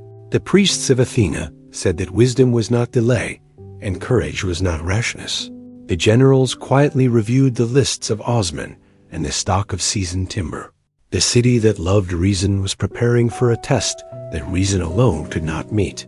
Through all this, the island fleet kept moving. One squadron took a line across the Gulf and touched at towns that had long paid dues to Athens. Another climbed the chain of islands toward the waters off Attica. They did not anchor under the walls. They lay at a distance and let their scouts measure the temper of the shore. A people used to being courted could tell when they were being weighed. The Athenians lit signal fires along the coast. They posted runners on the roads between Piraeus and the old city so that news would not go stale while a man caught his breath. By late summer, the lines on the council board had become the wakes of real hulls. The island had pinned the western routes and settled its hand on river mouths and straits. It had scattered garrisons like seeds on hills that watched good harbors. It had drawn a circle around the lands that loved to argue about everything under the sun and asked them to debate the worth of their own freedom. That debate was about to leave the portico and take place on water and on earth, where a spear, not a sentence, is the last word. Athens met the hour with a steadiness born of habit. The assembly filled the panics at first light. Men who had argued about stipends and road repairs the week before now weighed a graver balance. Messengers from the islands stood to speak of red-beaked ships riding just beyond the headlands. A pilot from a harbor under siege told how the blockade tightened each night like a rope in a rigger's hands. Priests from the Acropolis brought word that the Omphalos smoke had risen straight in a still air and that an owl had crossed the city at dawn. It was not a promise. It was a sign that the city was awake. The vote was taken with speed. The generals were given full command. The triarchs who had long kept a ship at their own cost were called to name their crews and bring their vessels into the sheds at Piraeus. The poorest men who had no armor and no horse came forward for the oars. Athens took pride in that a city that sets its humblest hands in the benches keeps a deep root. The shipwrights had stored good timber through 2 winters. Their lists matched the generals' needs almost line for line. Pitch was heated, nails were counted. Sand was spread on decks, so men would not slip in blood or spray. Drums were checked and spare drum heads set aside on hooks. The first business was to break the siege that had become a watchword. The harbor lay behind a bar that fooled strangers who did not know how the current ran at dusk. The Athenian captains did know. They put out with a small force as the light trained from the sky and let the tide carry them at a slant across the outer roadstead. They kept to the shadow of the headland until the last moment. Then the coxswains called for stroke and the oars bit like teeth. The Atlantean ships near the mouth moved to block the channel. It was the clever move. It was also the expected one. The Athenians split their line and sent a third of the hulls to sound water over the shoal that only locals trusted. The lead trireme crossed the bar with a whisper of sand under her keel and came on at an angle that turned the blockade into a trap. The rest drove straight to the guard and opened a lane with their rams. Marines threw grapnels and boards. Fishers on the quay who had hidden in doorways ran to cut enemy moorings with knives that had cleaned nets since their ray. Father's Day. By morning, the market heard that the strait was open again and that the jars of grain in the customs house would be counted by the city that had built it. The victory was small on the map. It was large in the mind. Free towns sent envoys to Athens that very week. Some asked for garrisons, some offered ships. A few sent only promises. The city took what it could use and sent back 2 things that matter more than coin: a posted timetable and a pledged return. Predictable help builds courage in places where grand speeches do not reach. The island did not take the cut easily. The second wave had come in strength and had meant to camp on the mainland as a sign that the old world was finished. The chosen beach was a flat reach east of the city where a stream slid into the sea over a bed of pebbles. Behind it lay a low slope with fields gone to stubble and a shrine on a knoll. The spot was tidy and practical. It became the ground on which 2 ways of war tried to master each other. The Atlanteans landed with a discipline that no one could mistake. Ramps were set to the gun whales. Lines of Marines came down in armor that gleamed in the Sundays. Slingers took position beyond spearcast and sent their first stones in a steady pattern that covered the work. Engineers carried stakes and mattocks. They set a line of breastworks before noon. Officers walked the edges and placed men with gestures that needed no words. They had practiced it on drill fields under the red walls of their city. Now they were doing the same thing with the smell of salt and pitch in their noses. Athens met them with the old shape the phalanx formed round that gave the hoplite a small edge. The center stood on the level where the soil held a firm step. The right rested on the brook so that a flank could not be turned without wetting a shield and breaking the file. The left was refused by a short distance so that it would not be rapped at the first crash. The front ranks were men of age who had felt the weight of enemy shields before. Behind them stood farmers and potters and smiths who had drilled on the dust of the academy until the pattern had sunk into their bones. The cavalry hovered on the far wing as a check and a threat. It was a simple array. It was also a hard one to break when the men who held it were used to standing shoulder to shoulder without talk. The first clash belonged to the slings and the bows. The Atlantean stones flew long and straight. The Athenian archers shot in quick volleys that searched for officers and standard bearers. Then the signal came, and the lines moved. The Atlanteans tried to use their weight to drive a wedge into the Athenian center. The hoplites answered with the slow push that has settled many arguments. Shields overlapped spears, thrust over the rim and under the rim and at faces. When a helmet lifted by habit for a breath, the noise was like a door being forced that will not give. The stream on the right ran red where men fell with their feet still in the water. The battle bent and did not break twice. The islanders pressed the center until the Athenian files gave ground the length of a spear twice. The veterans in the front ranks took a half step and reset their feet and made the line whole again. On the left, the refused wing held under a hail of stones that bruised but did not kill. On the far right, the cavalry edged forward only when the ground was sure and the moment had wait. A short charge took a handful of enemy slingers and sent the rest skittering back behind their line. Small gains count when the day is long. The turn came when the islanders tried to risk the beach. Fresh companies ran down from the ships to add weight to the push. The tide was in and the wet stones betrayed their feet. The Athenians saw the stumble and answered with a measured press that was more like a carpenter's hand than a berserker's shout. The center moved 3 paces as one the spearheads bit, and then the shields leaned the line of marines that had hoped to arrive as a hammer met a wall.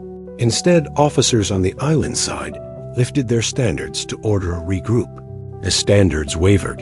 A runner on the Athenian right splashed across the brook and shouted to the front ranks that the enemy left was stepping back. True or not, the word found tired men and gave them one more breath. The push became a drive. The Atlanteans yielded 1 pace, and then another. They did not rout. They retired to their breastworks and left the field to the men who had held it. The light failed on a field covered in spent shafts and broken spearheads. Each side counted its dead.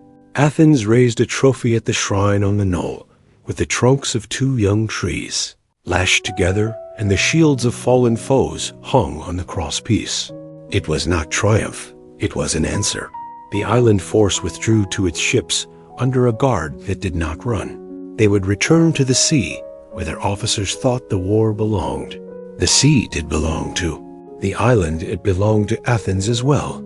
The fleets met at the mouth of a narrow strait. Not many days later, the Atlanteans came on in a broad line that aimed to wrap both flanks. The Athenians chose the cramped water where numbers go to die and skill is paid for. At once the signals flew from mast to mast. The Athenian captains kept their files tight and looked for the moment when a gap opened. Twice they performed the diaplas and slid a sharp beak between enemy bows and shattered. Oars on either side, so that a path opened where no path had been. When the islanders tried to answer with a wheel and a hard charge, the Athenians turned inside them and cut at exposed sterns. The fight ran along the strait all morning. Smoke hung low, the sea carried the smell of pitch and pine and sweat. Men on the benches pulled until their hands bled. Drummers beat time with a fury that kept order inside chaos. By noon the water was a burial ground for broken spars. The islanders had lost rams and crews they could not replace. In a month, the Athenians had lost ships too. They had also learned that the enemy could be handled when a captain kept his head and did not chase a kill into bad water. When the wind freshened in the afternoon, the Athenians backed to their anchorage and formed a wall with their hulls. Prows' outlines joined. The islanders weighed their chances and chose not to test that wall. They turned for open sea with the wounded in tow. The victory did not end the war. It ended in illusion. The Greeks saw that the great power from the west could be stopped by a city that refused to yield the straits and the beaches. Towns that had watched and waited now sent grain and men without being asked twice. Spartans who disliked Athenian ways sent hard veterans to hold passes where a landing party might try its luck. Islanders set light boats to shadow the enemy and send word by fire to the next headland. The web of small loyalties that had often frayed now held fast because the island had given it a common purpose. Athens paid for every lesson with blood. Funerals went up the roads to the Keramakos. In a long file names were carved. Mothers stood in still dignity. The city did not pretend that loss is a small price. It did what cities must do when they mean to live. It turned grief into a stubborn will. It repaired hulls. It trained new crews. It sent envoys to the freed harbor with a promise to come again if needed. It told its allies the date of the next muster and kept the date. In the island councils, men who had spoken easily about destiny now talked of measures and months. Garrisons demanded grain and coin. Captains asked for Osman they could trust. The pillar in the red-walled temple at home still shone, but the words written on it had begun to sound like a warning rather than a boast. Power that expected a parade had found to fight a realm that liked to move by plan, had met an enemy who could read water and time and make both serve. So the clash of cities settled into a long strain. The West held its ringed center and measured its losses. The East kept its resolve and measured the days until the next summons between them lay the sea. The sea remembers those who try to master it. It rewards the patient and punishes the proud. The next reward and the next punishment were already gathering beyond sight. The warnings gathered in small ways before anyone would name them. The warm spring in the precinct ran hotter for a week and then went dull. The cold spring took on a taste that was not stone and not iron, but something a tongue could not place. Fishermen brought home fish with strange lesions and found them in waters that had always been clean dolphins that loved to play in. The ring water vanished without a trace in the ship sheds. The caulkers swore the planks were weeping even after a fresh seam was laid. The priests said little in public and private. They spoke of lamps that guttered on windless nights and of a hum in the stone under the temple floor that came and went like a distant cart on a road. The first tremor came at noon and seemed to jest cups danced door frames, creaked children laughed. To see the water in bowls shiver as if a hand had touched it. The ground settled and men went back to work. The second tremor came before dawn and rolled through the island like a slow beast. Men woke and sat upright in the dark with their hearts thudding. Dogs howled in the harbor. A pile of spars toppled and clattered across the quay at the canal weirs. The watchman saw the surface rise against the boards and fall again without a wind to trouble it. Old men who had worked the fields their whole lives put a hand to the earth as if greeting a friend come home from a long journey who was not the same man who had left. The swarm began that evening, short jolts that rattled shutters, long breaths that made rafters complain. A low sound seemed to rise from the ground itself, a note without a voice, the earth speaking in a tongue no one understood. The king sent runners to lock the inner bridges and to lower the harbor chains. The engineers were told to drain the ring water to its safe marks so that the walls would not be pressed if a surge came in the precinct. The priests piled oil on the altar and kept the flame high. The pillar of red metal shone in that light. The way it had shone in other seasons, it looked like a promise. It also looked like a warning that had waited a very long time to be heard. Night fell the third shock, struck with the violence of a dropped hammer. It threw men from their feet and sent tiles sliding from roofs into the streets. In the outer ring, the bronze plates on the wall rang against their fastenings like shields in a chest. A seam opened in a quay, and the edge of the stone dropped the depth of a hand. From that gap a thin jet of sand fountained up as if the island were a leaking jar. The canal bank slumped in places where the soil was soft. Barges tilted and fetched up against their moorings. The hot spring roared as if a cauldron had been set over a fire. The cold spring turned cloudy and spat air in angry little bursts. Then the sea struck not as a single wall that a poet might sing off long after, but as a series of surges that were each worse than the last. The water in the ring basins ran out as if pulled by a giant hand and left the meaty bare with fish flopping. Before anyone could make sense of that sight, the water came back and climbed the inner walls as if they were nothing. It fell again and then rose higher still. Boats tied fast on the quays banged and tore loose and spun across the basins. A trireme in the outer harbor broke her moorings and slammed sideways into a bridge pier that had stood since Atlas. The pier held for a heartbeat. It cracked with a sound that people would remember to the end of their lives, and went to pieces that the next surge carried away like straw. Fires started as if they had been waiting their moment. Braziers tipped in kitchens, lamps fell in the palace quarter. A row of roof beams went down and showered the court with sparks. Wind that came out of nowhere pressed the flames into narrow lanes that ran with the streets toward the bridges. Men formed ranks and passed buckets until their hands bled from wet rope. In other quarters, the ground was the enemy.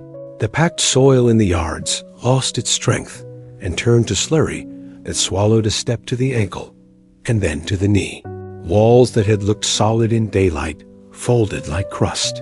A corner of a granary slid off its foundation and crumpled with a slow grace that made men gasp. The temple kept its fire. The priests carried the flame from lamp to lamp while the statue loomed above them with its eyes turned to the distance. Twice the smoke hung in a still air. Twice August raced through the cellar and made the torches lean as if a storm had entered the hall with intent. The oath court filled with people who could not keep away.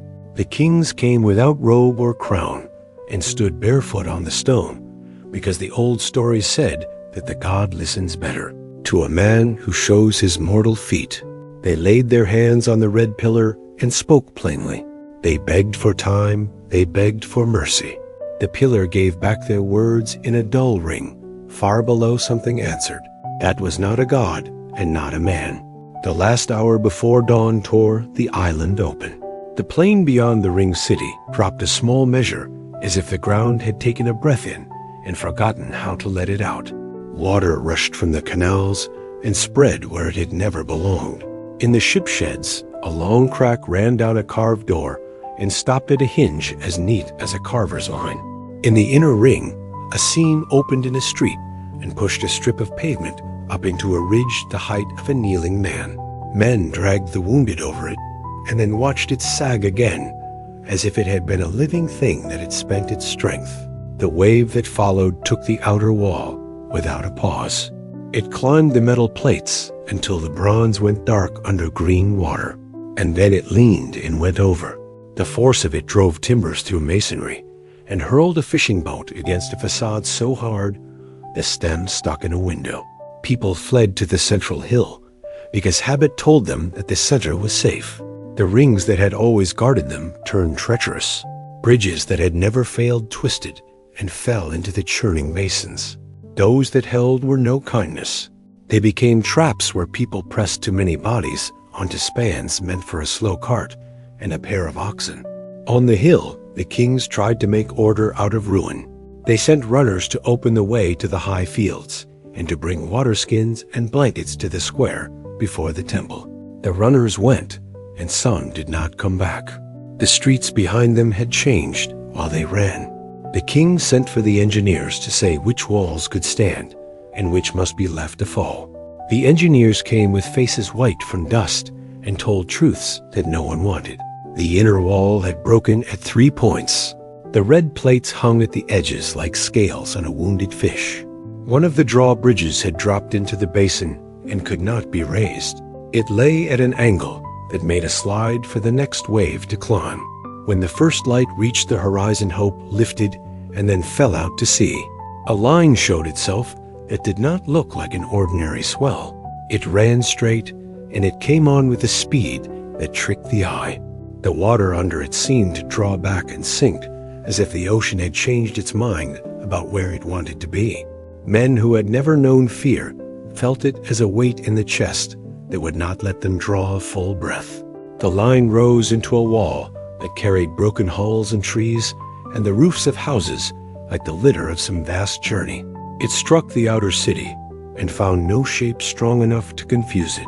It poured into the rings and turned them into drums. Water slammed against stone and came back and met itself and leaped again. The noise was beyond thunder. It was a continuous tearing that drowned voices and thoughts alike. The temple took the blow. Columns stood and then leaned as if listening to something in the earth. A corner of the roof went and let daylight fall into a place that had never welcomed it. The statue of the god watched the fall and did not move. The priests did not leave their post until the floor heaved under them and the dark line of a vague crack ran between the altar and the pillar. The pillar trembled. A plate shifted with a metallic cry, and then another.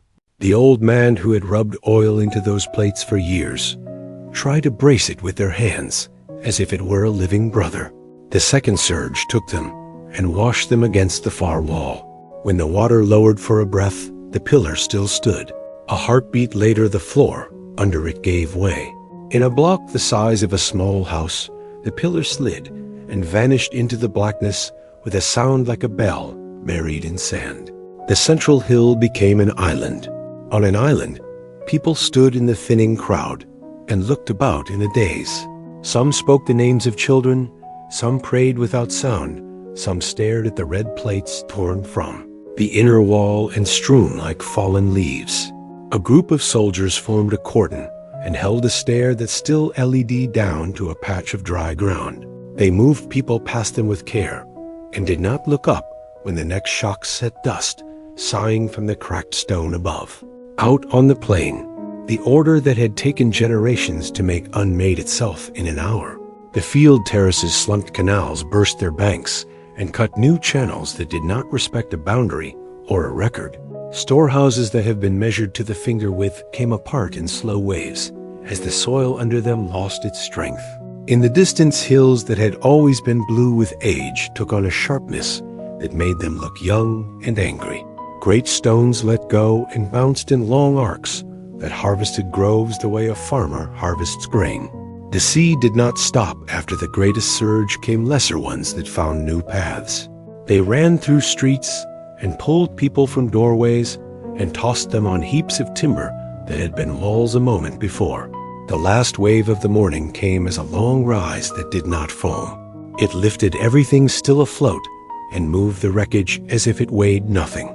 When it fell back, it left boats perched on balconies and a trireme laid across two fallen houses like a bridge built by a giant in a hurry. Then there was quiet, not peace, the quiet of a city whose voices have been taken. Smoke rose in thin lines from damp fires that would not go out and would not warm a hand. The smell was salt and ash, and the sweet stink of crushed grain, and the sour tang of mud from the bottom of canals. Birds were gone, dogs stood and trembled or lay down and did not rise. The sun climbed and showed what it could show, and took from no one the sight that it showed. By noon, the central hill and a few higher rises still stood above water. The rest of the ring city was a confusion of broken stone and flooded courts and channels that now belonged to the sea. The outer plain lay under a sheet of brown that moved with a lazy malice. The harbor mouth had shifted, the bar had opened into a channel where none had been, and had closed where the old pilots trusted it most. The ship sheds were broken boxes, the ring bridges were teeth in a jaw knocked out of true. The red metal that had once gleamed on the walls lay in torn plates and twisted strips that caught the light and made hard, bright lines in a landscape of ruin. Survivors began to move with a purpose that grief delays but cannot defeat. They gathered the living and carried the wounded to the highest stones. They made litters from door planks and poles. They counted children out loud so that the counting would not stop. Sailors who still had boats brought them up to the new edges of water and took people off in loads that seemed too small for the task. Engineers marked in charcoal on broken walls where the ground still bore weight and where it would swallow a foot. The kings held the square before the temple with a handful of guards and the calm that comes to some men when nothing else is left to lose. They did not pretend that Atlantis could be saved. They began to save Atlanteans. Toward evening, the tremors faded into a restless shiver. The sea still moved, but without malice. A hush fell that had nothing to do with reverence. It was the silence that follows a voice that is shouted itself. Hoarse. People looked to the horizon without knowing what they hoped to see. There was no help coming from that direction. The only help was what their own hands could make before night came and took even the little warmth that ruin holds. So the island that had been a measure to itself became a lesson to others. It had lived in circles. It was dying in circles. Concentric rings of water and stone, now concentric rings of mud and wreckage that would harden into bars where ships would run. Aground for generations and curse a name that had turned into a shoal. Dawn found the city stripped to its bones. The storms in the earth had eased to a tremble that set dust whispering down broken walls. Smoke rose from damp fires that would not catch. The sea moved without a crest, a slow heave that pushed wreckage against every surviving stair. The kings stood in the square before the fallen temple and chose the work that must be done. They sent men to the highest stones with water skins and blankets. They sent boys with chalk to mark the safe paths. They sent the old to sit where their voices would steady the counting and the naming. The order was plain: save the living, do not fight the sea, do not hunt treasure. Every hand that could carry was set to the litters. Every boat that could float was turned into a ferry and put to the hill where the ground still held. The island learned the taste of loss in the first hour. The cold spring ran brown, the warm spring went silent. The systems that had kept dry years from becoming famine were cracked and fouled. Women tried the water with their lips and shook their heads. Farmers walked the edge of the plain and looked at their fields under a sheet of mud. They saw their terraces flattened and their orchard rows torn into crooked lines that led nowhere. They found cattle with string cut into their legs, where tether lines had tightened in the rush. They opened the throats of the wounded beasts, because mercy was the only thing left that could be done. While scribes set up a board on 2 broken drums and wrote the names of those who had come up from the rings. The list began in order and became a scatter of nicknames and half-remembered households. A woman gave 3 names and then put her head in her hands and would not speak again. A boy asked a soldier to tie a strip of cloth around his arm so that he could be counted as a bearer and not as another moth. A priest took the small images from the household shrines and set them in a row on the temple steps, as if people could find their courage more easily if it had a face. Engineers walked the shattered bridges with poles to test the footing. They crossed with the care of men who have learned to hate surprises. They marked a simple map on a wall with ash 1 path down 1 path out to the only stair that still reached a jetty one place where a boat could come in without breaking its ribs. They set crews to clear that lane with levers. Stones were eased aside, tangles of beams were given to the sawwork moved, because men who are used to order can still find it in. Ruin if the orders are short and the hands are many. Boats came and went until the housemen could not feel their fingers. A line of small craft grew at the edge of the new water. Fishers brought skiffs, pilots brought light boats with sharp prowess. The last serviceable trireme was dragged around a bend that had not existed the day before and grounded on stones. That had been a lane to the market. The crew tied her stern to a fallen cedar and laid planks from her deck to the shore so that the wounded could be passed up and down without slipping into the cold mess below. Mothers handed their children to men they did not know and watched them vanish into a crowd that was moving on faith. A runner with a deep cut came back from the lower rings with word that a pocket of houses had held on a knoll like a ship's island and that a dozen. People were waving cloth from its roof. A team took ropes and went to fetch them. The team returned with 9 by midday. The hill was a kept poles and mats made. Lanes where there had been a court fires were coaxed with sea drift and broken furniture. A boy who had spent his life tending goats became a cook by force of will and made a thin broth from grain scraped out of a burst jar. There was no salt. No one complained. A physician who would learn to set bones after falls on the quarry slope worked without stopping.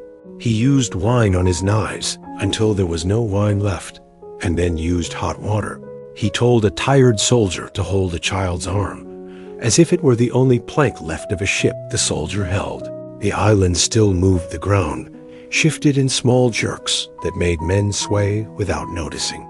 A sound like distant thunder came out of clear air at intervals that had no pattern. The sea level would fall in a way that made the harbor look as if it were exhaling. It would rise again and move over the broken streets without hurry and without pity. To the west, a ridge that had always stood like a patient ox dropped the height of a house and left a scar of raw rock that looked new and angry. Toward afternoon, the sea drew back farther than it had before, and showed the bones of the rings like ribs in a ruined chest. The stone mouths of culverts gaped dry for the first time since their making. Fish lay panting in puddles with their sides marked by the prints of hands that had tried to throw them back to a safety that no longer existed. Men ran into the mud to rescue what they could. They came back with a table and a cradle and a chest with iron bands that held when every other binding had failed. The last surge of the day came on them while they were still in the mark. It rolled them toward the hill and left them coughing and covered in clay. The chest opened and held nothing but a book whose wet pages clung to one another like dead leaves. The kings looked out over this and saw that the island would not hold another night. The earth had broken its bargain. The canals had become inlets. The streets had become channels that would invite the sea back with every shift of wind or moon. They sent messengers to the outlying islets and to the little harbors down the coast with orders to bring every boat and to bring food, and to leave the old ties to place behind. They told the guards who had survived to point the way to the boats and to push people aboard until there was no one left who could move. A city that loves itself must learn to love its people more. When the time comes, a quiet act spoke for the rest. The last priest who had strength enough to climb the broken steps went to the place where the pillar had stood. He took a handful of oil from a cracked jar and poured it over the edge where the floor had fallen into darkness. He said the names that had built the island from a hill and a spring. He asked for nothing. There is a point beyond asking when men who believe simply speak, because it is what they know how to do when there is nothing else to do. Well, the sun sat low when the final turn began. Out to sea, a broad slope grew where the surface should have been flat. No foam showed on it. It advanced without a crest.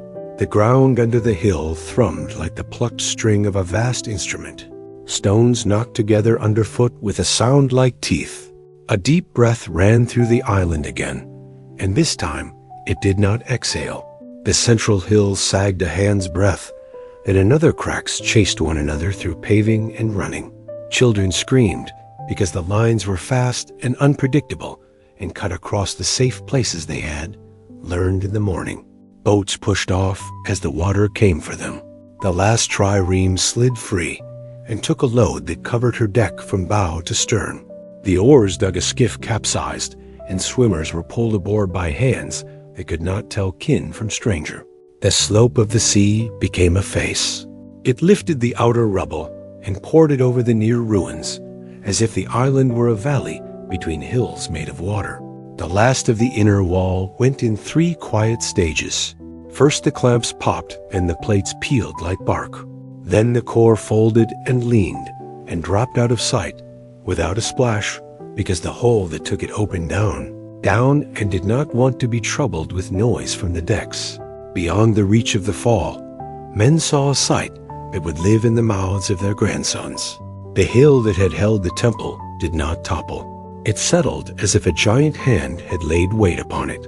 It went down until the roofs that the sea had spared in the morning sank from sight. It went down until the tips of the tallest columns were level with the swells. It went down until the square of red stone that had once been a threshold rose like a buoy, and then vanished as if pulled. There was no island left to be reached. There was only a brown boil where the city had stood, and a belt of water so thick with silt and timber and the churned guts of the earth that a ship could not pass without losing her rudder and her will. Night came without stars. The smoke and the breath of the sea made a low roof over the boats. Men pulled until they could not lift their hands, and then lay along, the benches with their chests heaving, while others took their places. Fathers counted children by touch. Mothers held mouths close to ears and spoke into them so that the words would not be lost in the wash. The kings had given up the idea of being kings. They moved through the boats as bearers and water carriers and gave orders, only when the orders were simple and would save a life in the next breath. That is what a crown is worth when the ground will not stand. At first light, the water lay over a plain that had not been there before. It was not deep. It stretched to the near horizon with small heaves that showed the slow breath of a tired world. Pieces of walls stood like teeth in the gums of a drowned jaw, and then fell and were gone. The boats edged around the margin of this new thing and found no channel through. Oars struck bottom where no bottom had been. When a captain tried to force away, he found his oars seized by mud that clung like hands. The sea beyond the brown belt looked blue and harmless. The belt itself was a trap that would hold wreckage for days and then let it drift out in handfuls to remind the living of yesterday. By noon, the boats that had kept their distance struck out for the nearest outer islets and for the small harbors that had sent their craft without asking for permission. The first landings were more relief than welcome. The newcomers came off the boats in a silence that was worse than wailing. They drank water with both hands. They lay down on the first clear ground and slept with their faces pressed into it as if they meant to force the earth to keep them. The people of those places did what people do when they are decent. They brought bread and shared it in slices that were thinner than they would have liked. They found dry cloaks. They counted the children and the old. They asked no questions that would start a death over again in the telling. In the weeks that followed, ships from other coasts approached the place where the island had been and turned away. The passage that had once been a straight road between the pillars and the sunrise waters was clogged with a mat of silt and broken stone that dulled the sea to the color of clay. A helmsman could see a blue line beyond and could not reach it. A lead line sank and came up slick with mud. The shoal moved as the swells moved and made liars out of charts. Captains cursed and set more lookouts and marked their maps with warnings in heavy hand. No one spoke the name that the island had given to ocean and to empire. They called it the Shallows. They called it the Brown Water. They said there is a place in the Western Sea where good pilots refuse good coin. The survivors began to turn from shock to work. Scribes who had lost tablets still remembered how to tally. They set up rough boards and wrote names and trades and debts that would be forgiven because there had been a night when all debts had been paid at once. Masons taught island ways of fitting stone in courses that would take a sea wind. Engineers showed how to lay a ditch and a bank that would drain a field and not turn to soup when the river swelled. Smiths made small things first because small things save time. Hooks and nails and pins and rivets. When the work grew, they made locks and hinges and clamps. The red metal that had once covered the inner wall now flashed in thin lines on a brooch or a blade, a last echo of a city that had taught itself to be careful and had then forgotten how to stay. So some men carried stories longer than any tool. A pilot who had watched the last sinking from his deck sat in a tavern on a Greek island and drew what he had seen.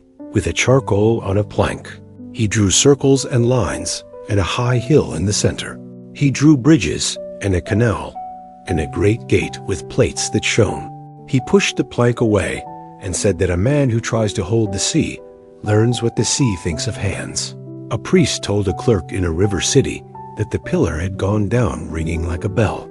The clerk wrote the line in a margin, without comment, because scribes have long practice in writing the words of men who are trying to make sense of grief. A king without a seat told his daughter that the law is not a stone. It is the way a people remind themselves of who they are when the ground fails. She nodded because children who listen to such words grow up into people who go on in time the new coasts, learn to set their own rules for the belt of brown water. Captains brought soundings from the edge and argued in market talk about whether the line moved with the season. Fishermen warned young men against the temptation to hunt the shoal for lost metal. Good boats were lost to greed. A shrine rose on a headland with the last bright plates, sometimes showed at sunset, like the fins of a redfish no one had ever seen before. People left a handful of grain there when they had enough to leave any gift at all. They said it was not to feed a god, it was to feed their own memory. So Atlantis passed from place to story. The earth turned on the night. It chose, and the sea finished the work by morning. The city that had been a circle became a stain on a chart, and then a caution on a pilot's tongue. The people who had been Atlanteans became farmers and sailors of other coasts. They built with the habits they could carry. They spoke their names over new cradles. They told their children that a good wall shines when it is clean, and that the shine is only a sign. The strength lies in the stone and in the hand that keeps it true. The story did not drown with the city. It changed into voices and set out across the water in the mouths of sailors who had seen the mud belt with their own eyes, and in the memories of families who learned to live under other hills. A pilot drew circles on a tavern table with a wet finger and told a fisherman that somewhere beyond the pillars there had been a harbor with rings of water and rings of stone. A priest laid a small figure of a sea god on a new altar far from home and whispered a prayer for the pillar that had rung like a bell when it fell. A girl who had slept on a boat that night grew old and told her children that order kept her people alive, and that pride drew the sea into a city. Like a knife into a sheath, the facts frayed the shape held. Generations later, a Greek lawgiver went looking for old wisdom in a land that kept good records. Solon sailed to Egypt in the years when he had set Athens in better order and wanted to see how other peoples kept their balance. The priests of the Delta counted their years on temple walls they had, learned to write when Greek towns were still arguing about how to measure a field. In the city of Sais, in the temple of the goddess whom the Greeks took to be Athena, an old priest received Solon and listened, while the visitor spoke of floods and fires, and the way misfortune burns a library down to ash. The priest smiled at the courtesy, and then gave the Greek a lesson meant for a friend. You Greeks, he said, are always children. You remember the last catastrophe, never the ones before it. Your cities lose their records to flame and to water, and so your memory never grows old. There in Sai, the priest unfolded a tale that he said came from the oldest lists, kept in their halls long before the days that any Greek could name. There had been a great island beyond the straits that marked the end of the inner sea. It lay in the ocean where the setting sun sleeps. It was rich and it was strong. Its kings were 10 in number brothers by ancient descent. Its fields gave more than their share. Its mines yielded a red metal that held its color in sea air. Its city had a ringed harbor and a temple to the sea god where bulls were hunted for the oath. In those years, the island sent its fleets out along the western road and down the coasts of the Middle Sea. It took cities under its protection, and then under its heel it set its hand on the mouths of the river. Country it turned its attention, at last to the shores of Greece. The priest told Solon that in those far years, a city of Athena had stood against the Western power.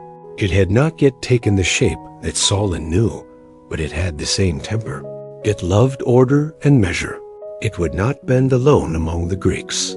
It met the invaders in field and harbor and sent them reeling. It freed the towns that had been seized. It humbled the pride that had come too far east. Then the earth rose and the sea came in. The western island and the plain around it or swallowed in a single day and night of misfortune. Where a passage had been, there was a shoal of mud that blocked the way for ships that loved deep water. Solon made notes. He planned a poem. He asked for names and for numbers. The priest gave him years, counted in thousands that would make a modern mind blink. 9,000 before Solon, he said, and the Greek scratched the figure in wax because he meant to weigh it later and give it a poet's frame. He listened for more detail and founded a city built in rings, bridges, and canals' walls faced in gleaming metal. 10 kings meeting at a sacred bull hunt and swearing by the pillar in the temple. Laws written on a red column splendor that turned from discipline to boasting and then to greed. The story had the look of a moral and the smell of an old record as well. Solon brought the tale home and passed it to his kin. He did not finish the poem. He had laws to defend and enemies to fight, and in old age to meet with a clean name. The tale did not die for lack of verse. It went from Solon to Dropides, and from Dropides to Critias, the elder, and from the elder to a younger, Critias, who would sit in the company of Socrates. These are the links as they are told by the men who like to set their chains in order. In the time of Plato, in the days when Athens was arguing with itself and with everyone else, the story came to a young man who thought with a clarity that made other men uncomfortable. He had the habit of turning a tale into a mirror and asking what a city sees when it looks at itself. Plato chose to shape the old Egyptian lesson into 2 conversations. He called the first Thomos for a philosopher from Italy who spoke about the making of the world and the soul of it. He called the second Critias for the man who had heard the story in his family and could give it flesh. A setting was laid. Socrates asked for a story that would show the virtues of a well-ordered state. The guest suffered one from the distant past. A city of Athena, sober and brave, faced a power that had fallen from its first measure. The details came in a flood that sounds like memory and like invention. A square plain beyond the city, crossed by canals, set 100 states apart. A harbor with rings of land and water, linked by bridges wide enough for chariots. Walls clad in bronze and tin, and a red metal that could be polished bright and did not tarnish. A temple to the sea god where a statue stood in a chariot with horses that climbed a wave. Plato let Critias tell how the 10 kings sat as brothers and judged under laws etched on a red column. He let him describe hunts and feasts and the cold ritual of justice. When a king failed the oath, he gave the island prosperity enough to tempt the soul. He had the voice in the dialogue say that the divine portion in the rulers grew thin with the generations, and that the human portion swelled. Virtue gave way to appetite, justice to greed. The gods saw this and judged. The earth shook and the sea covered what human pride had built. The first dialogue ends with the world set in order and with the promise that the tale of the ancient war will be told. The second begins to fulfill that promise. It names the river country as a province under the Western power. It names the shores of Italy as the border of their reach. It gives Athens an old age of excellence before the men in the audience were born. It matches the sweep of an empire with the still strength of a single city. Then the telling breaks. The manuscript that has come down to us stops in mid-line. The sentence remains open, like a door half closed by a sudden wind. No third dialogue survives to bind the tale up with a neat moral. Hermocrates, the fourth voice at the table, never speaks on the page we have, because Plato left us only these 2 works. Atlantis stands in our libraries on a narrow foundation. There are other ancient writers who say a little never enough to make a new story of it. A commentator of late antiquity says that a student of Plato once went to Cesis and saw old columns with inscriptions that match the tale. A geographer doubts and shrugs. A historian on another subject uses the word Atlanteans for a people near the Atlas Mountains and means nothing to do with the island. A poet mentions a western sea and gives it a mood, but no map. None of these lines can carry the weight that people want to put upon them. The words that matter belong to Plato, and they are framed as a lesson, not as a ship's log. What is the lesson? Plato was not a man to hide his purpose. He meant to place a mirror in front of Athens. He drew a picture of a city that kept its old laws, and another that let wealth rule its councils.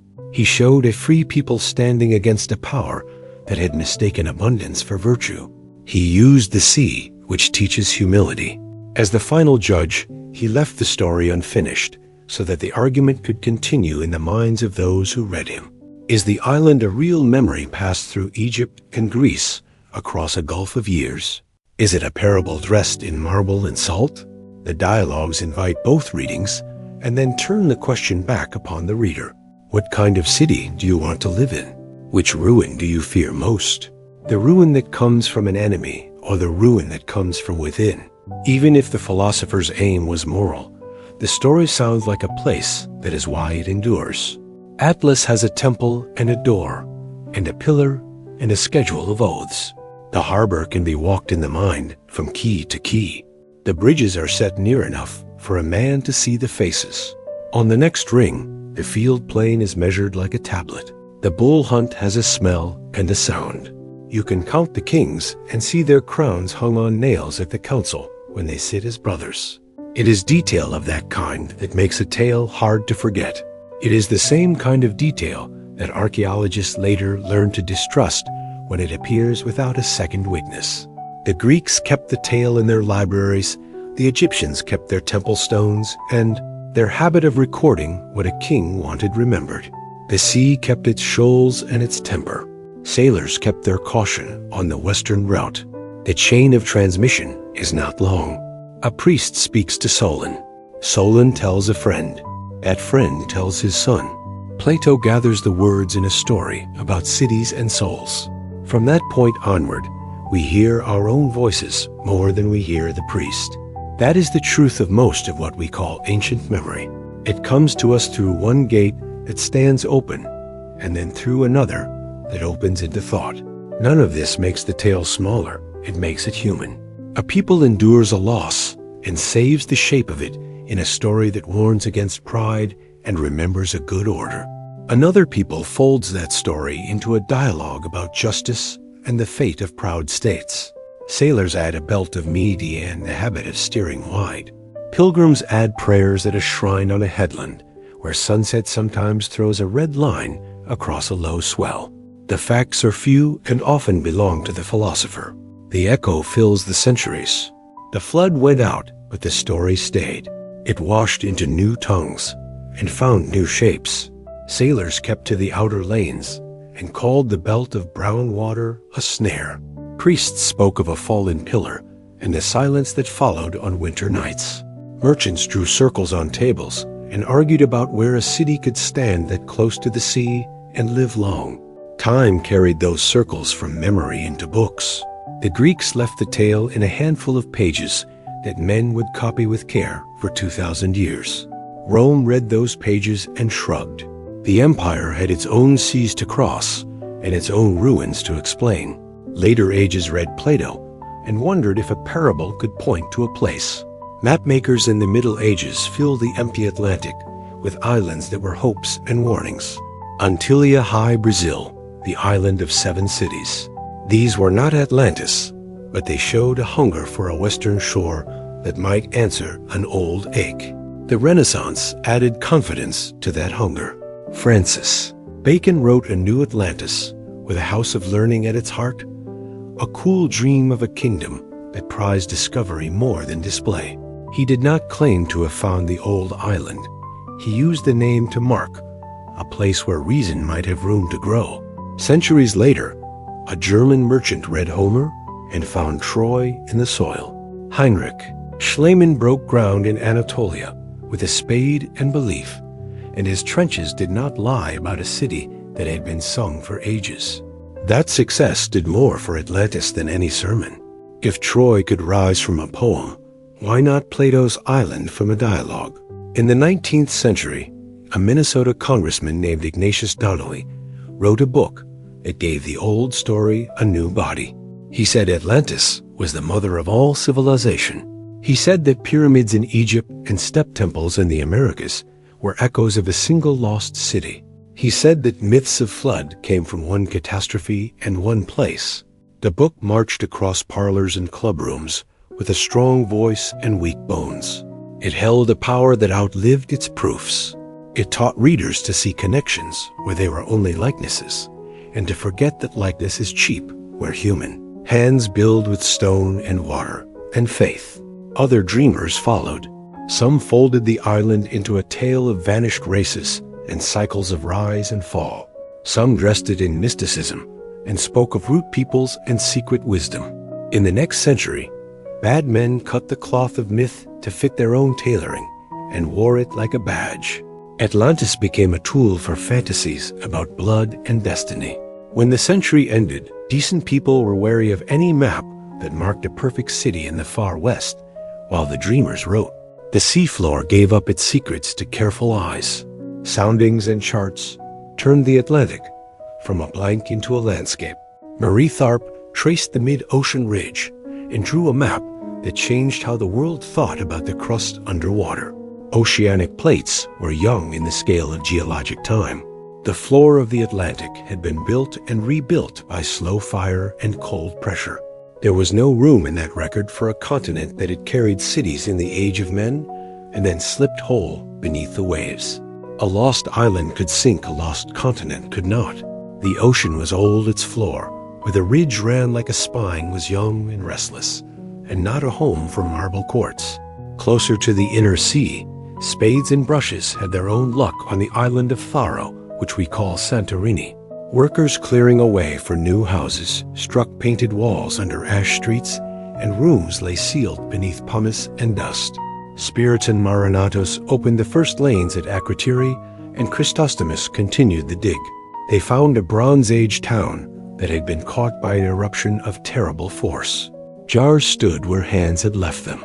Frescoes showed ships and lily and youths with fish in their grasp. The date of the blast sits around the middle of the second millennium before Christ. The plume rose high, and the sea was beaten into long waves that reached the coasts of Crete and beyond. The palaces of the Minoans took their damage, and later fell to other hands. The island in Plato's pages stood beyond the pillars. Sarah did not yet.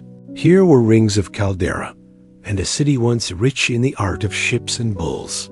Many saw in that ash a memory that could have drifted for centuries and grown in the telling. Greece itself held a smaller echo. In the year when Plato was a young man, the city of Helix sank into the Gulf of Corinth after a night of earth and water that left survivors standing dumb on a new shore. Writers recorded the loss. Fishermen later said they could see temple columns under clear water when the sea was quiet. In our time, archaeologists found the buried city in the silted plain and traced its streets.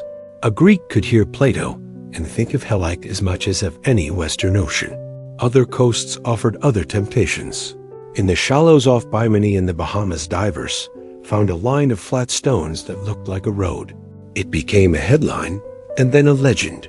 Geologists called it Beach Rock Split and set by waves and faults in time. Along the Strait of Gibraltar, a French geologist named Jacques Collina Gira pointed to a bank called Spartel that had stood higher when ice locked up the sea and that now lay below waves west of the straits. He asked if a low island there could have carried a small people and a small pride. The idea had a clean shape. It did not find proof in the marshes beyond the old mouth of the Guadalquivir. Television crews walked on the flats of Donjana and spoke of Tartessos and a city under Madrid. Local archaeologists shook their heads and went back to their slow work in the Sahara. A round wound in the earth near the Adra is called the Richet structure. It looks like rings from the sky. It is an eroded dome of rock and salt, a geology lesson with a teasing face. No harbor, no sea. It gathers believers the way a mirage gathers the thirsty. Science did more for the legend than denial can show. It taught patience. It taught how lands drown and rise, and how seas heap sand where deep water once ran. It read the cause of mead for ash and pollen, and the shells of tiny creatures. A quiet library that records storm and calm with a discipline that no court has ever kept. It showed that the Black Sea once rose fast into a basin where farmers had worked the river mouths. It showed that the North Sea had covered a plain of reed and game that we now call Doggerland. It showed that coastlines are temporary and that memory loves the shore, because the shore is where loss is hardest to forget. Underwater archaeology learned to speak softly. It set rules for how to handle a ship that had died at sea and for how to treat a harbor that had silted shut. The work became slow and honest. Teams mapped and measured and brought up small things with great care. A shoe, a coin, a shirt with a maker's. They gave us ports that had been known only to texts and storms, and they did not claim cities where there were none. In that silence, the legend breathed in a cleaner air. Modern readers stand between two pools. One pool points to Plato and says that the story is a crafted mirror. Another points to ash and mud and says that stories that last often start with something that happened to someone. Between those poles lies a field of proposals that range from careful to wild. Santorini remains the strongest memory in the room, not as the island beyond the straits, but as a disaster that could travel in words. Hellike stands as proof that a Greek had no need to invent the voice of the earth. The Atlantic offers shoals and banks that once were higher, and with them, the thoughts that a small people lived, where a modern chart now writes the word hazard. None of this gives us a street to walk. All of it gives us the weather of a mind that could hear a priest and sigh and think of home and of warning in the same breath. There is one truth that most careful hands agree upon. No archaeologist has found a site that can be called Atlantis without straying. There is no confirmed city that matches the scale, the plan, and the age as Plato placed them. There is no lost continent in the Atlantic for a marble empire to have stood upon.